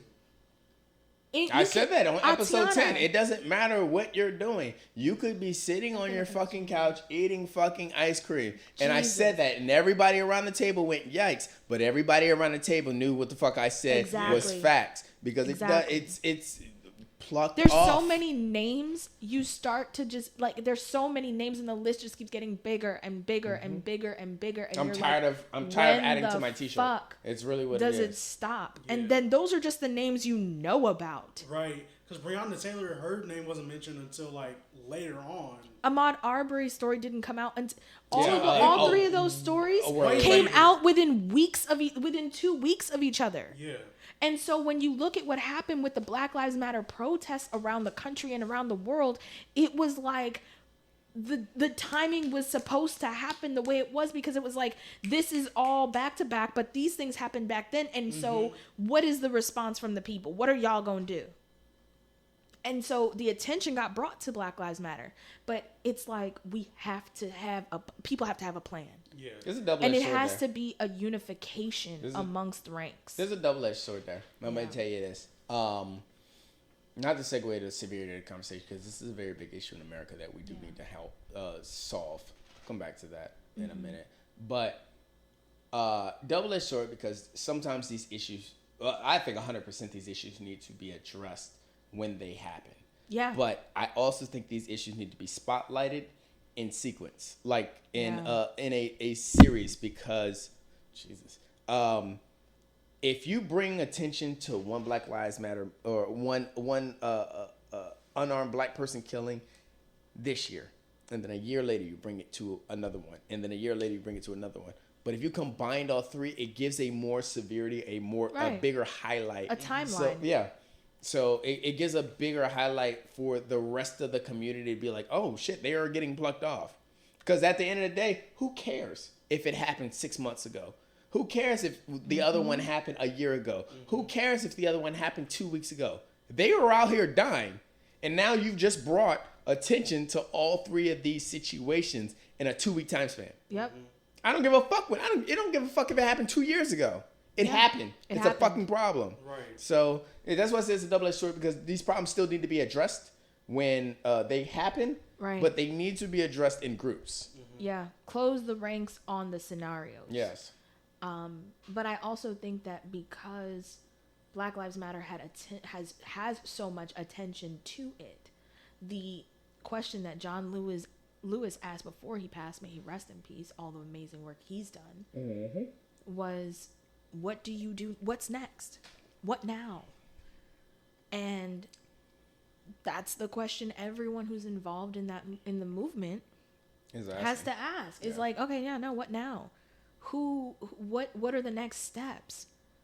Personally, I think the next steps are to close the differences between the groups that you don't feel you have support with. Like, wait, what? With Black Lives Matter, I'm saying bring in the groups you don't feel you have support from right now. You have to start bringing other aspects to the table that help you push everyone's agenda. I got you. Do you know what I'm saying? Because I've said that. I said that in episode 10. I can't remember what in relation to it was. Oh, police brutality. We were going to talk about police brutality because I literally just listened to it a couple days ago. When I was talking about this is one of the times where black people need to push the white agenda, or in the sense of, we need white people to understand that, like, hey, motherfuckers, y'all getting murdered out here in these streets too. Right. Here, here are your people getting murdered in the streets. Yes, a higher percentage of black people getting killed, but there are more white people getting killed because higher populations work that way. So you shouldn't be standing out right next to us. You are getting murdered in these fucking streets unarmed just the same way we are. Generalize the issues. Yes, 100%. You know, because the facts are, yes, there is a disparity. But we still need to bring attention to the race. Oh, yeah, no. The racial disparity exists. Yes. Period. That's happening. Yeah. But we have to generalize it in the sense of everybody's out here getting plucked off by the fucking police. Right. Yeah. People's children are being ripped from their arms and detained illegally, and all in dealing, like, that whole issue. Yeah. You know, you need to start bringing in the groups that are being dramatically affected by these larger entities that are negatively affecting these communities. Like, you need to start bringing attention to that. And the only way to do that is to start going, okay, yeah, we've got big fucking issues as a community. But it looks like our issues resonate with you because these are the issues that are affecting you, and blah, blah, blah. And, like, break it down the way you're saying. It's the only way. It's the only way to bring unity to everyone. And I hope that with this election, people really do choose wisely, because this is not the country that my grandparents came to. This is not the country that my parents grew up in. And even though there was still wild shit happening, and there was still, you know, racial disparity and issues, and even up to this day, we're dealing with them as the new generation, and the generations after us are still dealing with it. You know, there's an opportunity for us to create change. So I agree. Here's the hoping. So put some statues in the museum. Yeah. We got a couple things to do before we get out of here, but let me go back to this story real fast. Oh, yes. And I'm gonna try to quote it as much as I can because I haven't heard it since 2008. 2008. So yeah, but I remember it enough. So I'm pretty sure it was like a very close Emmett Till situation where the black guy was whistling at the white girl. And so, of course, the white racists found out about it. And they burned the woman. Don't let me forget that. So they went back to this guy's house. They hung up him and they hung up his wife. And they were torturing them. And what they did was they took the guy, they cut off his foot. I'm pretty sure, don't cut me out. They cut off his foot. He was screaming. And he was like, cut that nigga's dick off. They cut off his dick, put it in a pile, fed it to some rats or something of the sort. And then he still kept crying, cut off that nigga's tongue. Cut out his tongue. And then they hung him. Then they took his wife and basically lit her on fire. But while she was screaming, after she was burned, there was movement inside of her stomach. So they cut her stomach open, pulled out a baby, threw the baby on the ground, stepped on the baby's head, took 2 cats, put the cats inside the stomach of the woman, and then sewed the stomach back up. And there's 2 statues of these 2 people hanging from the trees in the Blacks and Wax Museum. And I'm telling you, when you go and see that, you see this charred woman with cats in her stomach and a fetus on the ground. And you see this black guy still fully clothed with his tongue cut out, his dick cut off, and his foot cut off. And it's the most depressing shit you could ever fucking see ever in your life. And you're looking at it in wax. It's the closest thing to people you're going to get. And the problem that I think, or the reason I think that everybody should go see that and hear that fucking story is because you have to understand that motherfuckers ain't just like not making enough money in America. Motherfuckers ain't just struggling to meet. And motherfuckers were literally burned and filled up with cats in the middle of the fucking woods. They were hanging for trees with their dicks cut off in the middle of the fucking woods. You cannot understand that severity unless you go there and see it. That sounds weird. You get what I'm saying? You have to understand that. You have to get the imagery. But these are very this is why like that conversation of like we have to stop talking about slavery needs to shut the fuck up. We can't like people can't keep saying that like we can't. We need to let slavery go. This is a this is a fucking 150 years ago, if that. It's the glazing over of the history that I think is just the major issue. I think the fact that we want to forget is the issue. Yeah, no, it just happened a long time ago. Okay. And I'm still recovering from that today. I don't get into the same like, tax brackets as you guys. I don't get the same loan as you guys. I need my white people to understand that we are not in the same playing field. We will never be in the same playing field for as long as I live, because I don't see our racial advantages equaling out anytime in my lifetime. I need you to understand we are not in the same firsts. There's still firsts happening. Right.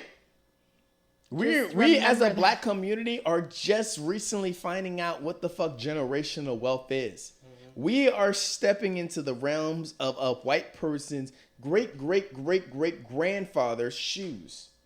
We are not on the same playing field. So we can't sit there and have these constant conversations of we need to let slavery go. No, we need to embrace it until it's not an effective situation anymore.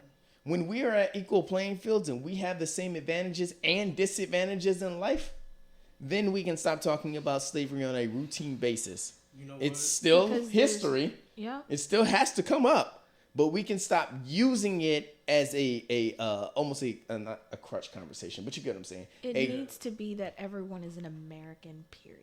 Yeah. Like that's the place that people are trying to get to, is just being an American, just being in this country, benefiting the same way as average citizens in the same, like that's the fundamentals. People want the fucking basics. Yeah. That's it. That's all people want are the basics. And the fact of the matter that you have to beg for the basics is part of the problem. That's the craziest thing. My stepfather, I'm sorry to interrupt you. I got to finish something. That was my stepfather says this, and when he said it the first time I ever heard him say it, I thought it was the craziest shit. Because it was, I legitimately thought it was hilarious. Because I'm like, yo, really? Like, why is it so hard for that? He said, black people don't want anything more in America but then to be equal. And he said it so like, it came off in a way that it's like, that's a casual request. Yeah. Just treat me the way you would treat everybody else. You don't have to treat me better. Terrifying. We come from fight for civil fucking rights. We come from a basis of where we were kings and we were kings and we were queens. We were the foundation for the world civilization itself. And we ain't even asking for that shit. We just want to be regular. We just want to be equal to everybody else. And it sounds fucking hilarious every time I say it, because it's like, how can such a casual and simple request be so hard to accomplish. You have to work 2 times as hard, 3 times as hard. No, you have to work 3 times. Oh, I have to work 2 times. 2 as hard. times. Sorry, yes, 3 times as hard. Like, it's that. Because she's a woman and I'm a man. That's the issue.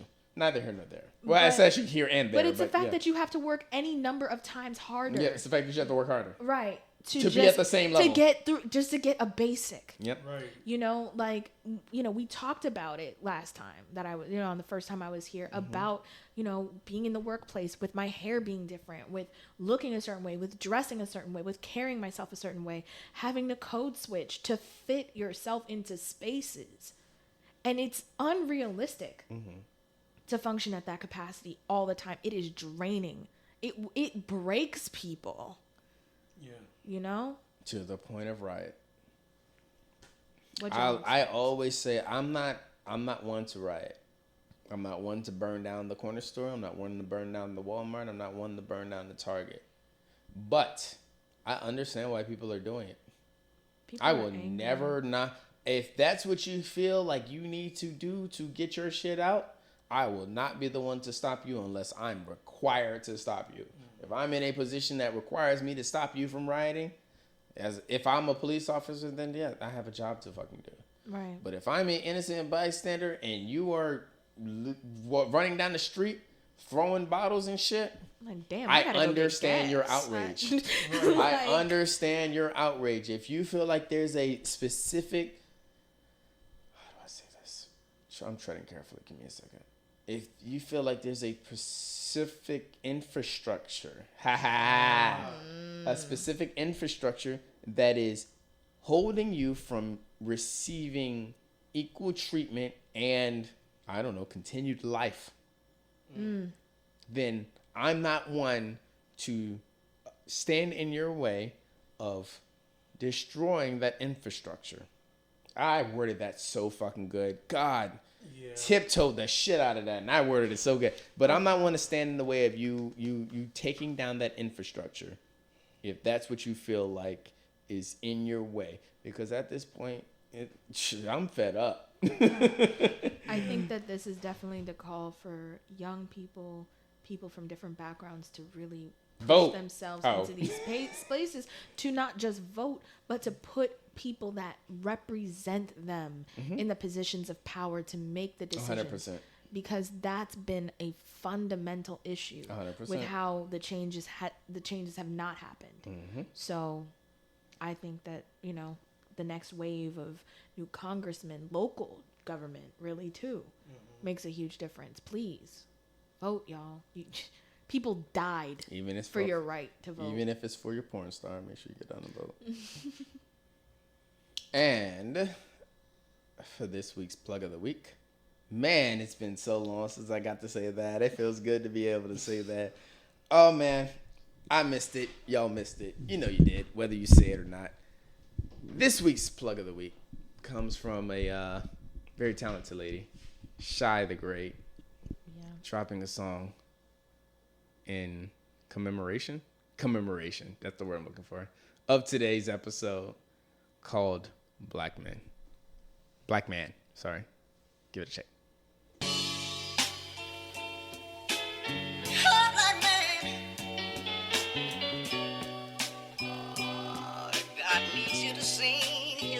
Hey, I love my blackness. I love the way it coat my skin. I call it happiness. Because that struggle come within. You know that white man. Man, he don't wanna see you win. You gotta fight for what you want. I let that white shit pull you in. They say I'm fake now. Well, then I guess that I'ma win. I say it's real spit. Open your ears and listen in. Don't lose your focus, man. Cause you out here worried about my ends. Out here worried about my sins. Worried about my outs and ins. We all the black man. Up in this world, we out to win. We all we got, man. Why is you hating on your kin? Yeah, I'm a savage, man. I guess the streets done made a friend. The streets don't love you, little nigga. Make your cash come back and grin. I'm talking facts, man. You bitches make me relevant. If you ain't talking about my life, I gotta change up on my plan. Make some rumors for you bitches while I'm out here making bands. You talking about a real bitch. Get on my level, I'ma win. I gotta change that shit up. Get on some good shit for my kid. Yeah, they hate the black man. It's our destiny, I'ma win it. Make them mad before they win it. Change up shit before they get it. Play the game, I probably win it. Bring the game back for you, nigga. This ain't no cat, man. And if I said it, I done did it, it's a rap, man. I'm at the highest of my pivot, biggest goal up in this life, to make it home, and that's the realest. Not religion, but the choices, yours, don't leave it for the dealers. That's all we got, man. It's all these choices and decisions, not a thought, man. Don't let these foolish niggas scare you. They don't want your ass to lose, but they can't see you doing better. You gotta close some of them doors so that the Lord can come and bless you. I love my blackness, I love the way it coat my skin, I call it happiness. Because that struggle come within, you know that white man. Man, he don't wanna see you win. You gotta fight for what you want, to let that white shit pull you in. I love my blackness, I love the way it coat my skin, I call it happiness. Because that struggle come within, you know that white man. Man, he don't wanna see you win. You gotta fight for what you want, to let that white shit pull you in.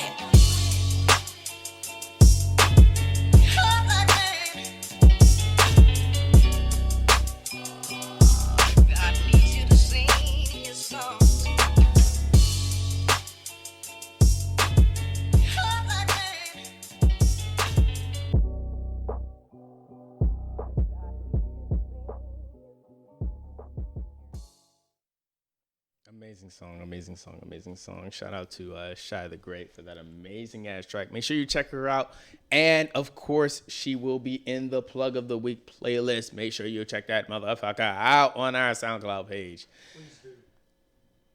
Yeah, because that Plug of the Week's playlist is popping as a motherfucker. Yeah, so she would definitely be in the Plug of the Week playlist. Make sure you check her out. Her shit on SoundCloud is dope as a motherfucker. Make sure you follow her on Instagram. She got some shit cooking, actually. Thank you for getting me hip, because I was like, yo. Oh yeah. She's popping. Shout out to her for letting us borrow that song for this episode. And make sure you subscribe, leave a like on episode 22, this episode, and you leave a comment about your favorite part of this episode, because we are definitely going to be mailing this to you after the YouTube video comes out. And I'm still not going to tell y'all what it is, because y'all might just listen to it on iTunes, because some of you guys are Apple heads. I don't fuck with y'all, but some of you guys are Apple heads, and you just listen to it and go about your business. So make sure you catch it on YouTube. It'll be out on Wednesday. That will be the Wednesday after Labor Day weekend. I don't know what day that is. I think it's like the 8th or something. The Wednesday after Labor Day weekend, because this audio will come out on Sunday of Labor Day weekend. So, nice. Except Q, you're disqualified. Also, if you're a family member, you are somewhere I dated, or you have over 20,000 followers, you cannot enter the competition either. Shout out to my exes. Shout out to my non-existent biological father. And shout out to Brittany Renner. I want her on the show so bad. I'm a roaster ass. I'm a roaster ass, and then I'm gonna try to fuck. Like, I'm gonna cook her ass. Yo, sometimes you gotta be a dick. You know, that turns them on. Especially her. Yeah, as long as she don't talk. Can she come on the podcast and not talk? There are so many levels of my feminism going, what the fuck is happening right now? Where are you, bitch? No shade. Wait, nah, fuck that. Shade. She's a grown woman. She can defend herself. Locator, like, where are Skin you? Skin and ass. Call in. Speaking of call in, you got anything else? You got anything else you want to get off your chest before we get out of here? I was thinking about doing a poem for you guys. I've never done one here. So. Shithead. Go ahead. No, I'm kidding. By all means. Talk your shit. We talked about a lot today. Yeah, we did. Talked about black pain a lot and the struggle. But this is to remind us, I think. This is in the process of being copywritten, so don't play. This piece is called Fight or Flight. Dilation leads to annihilation. Their eyes screaming die, elation, black holes, warping their perceptions. Since the inception of our existence, optimism has not been optimal, optional at best.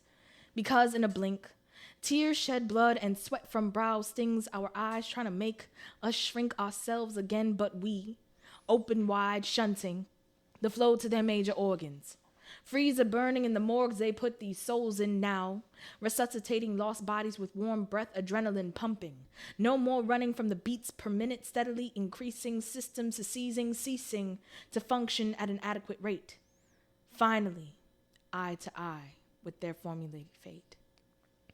That's that piece. Hey.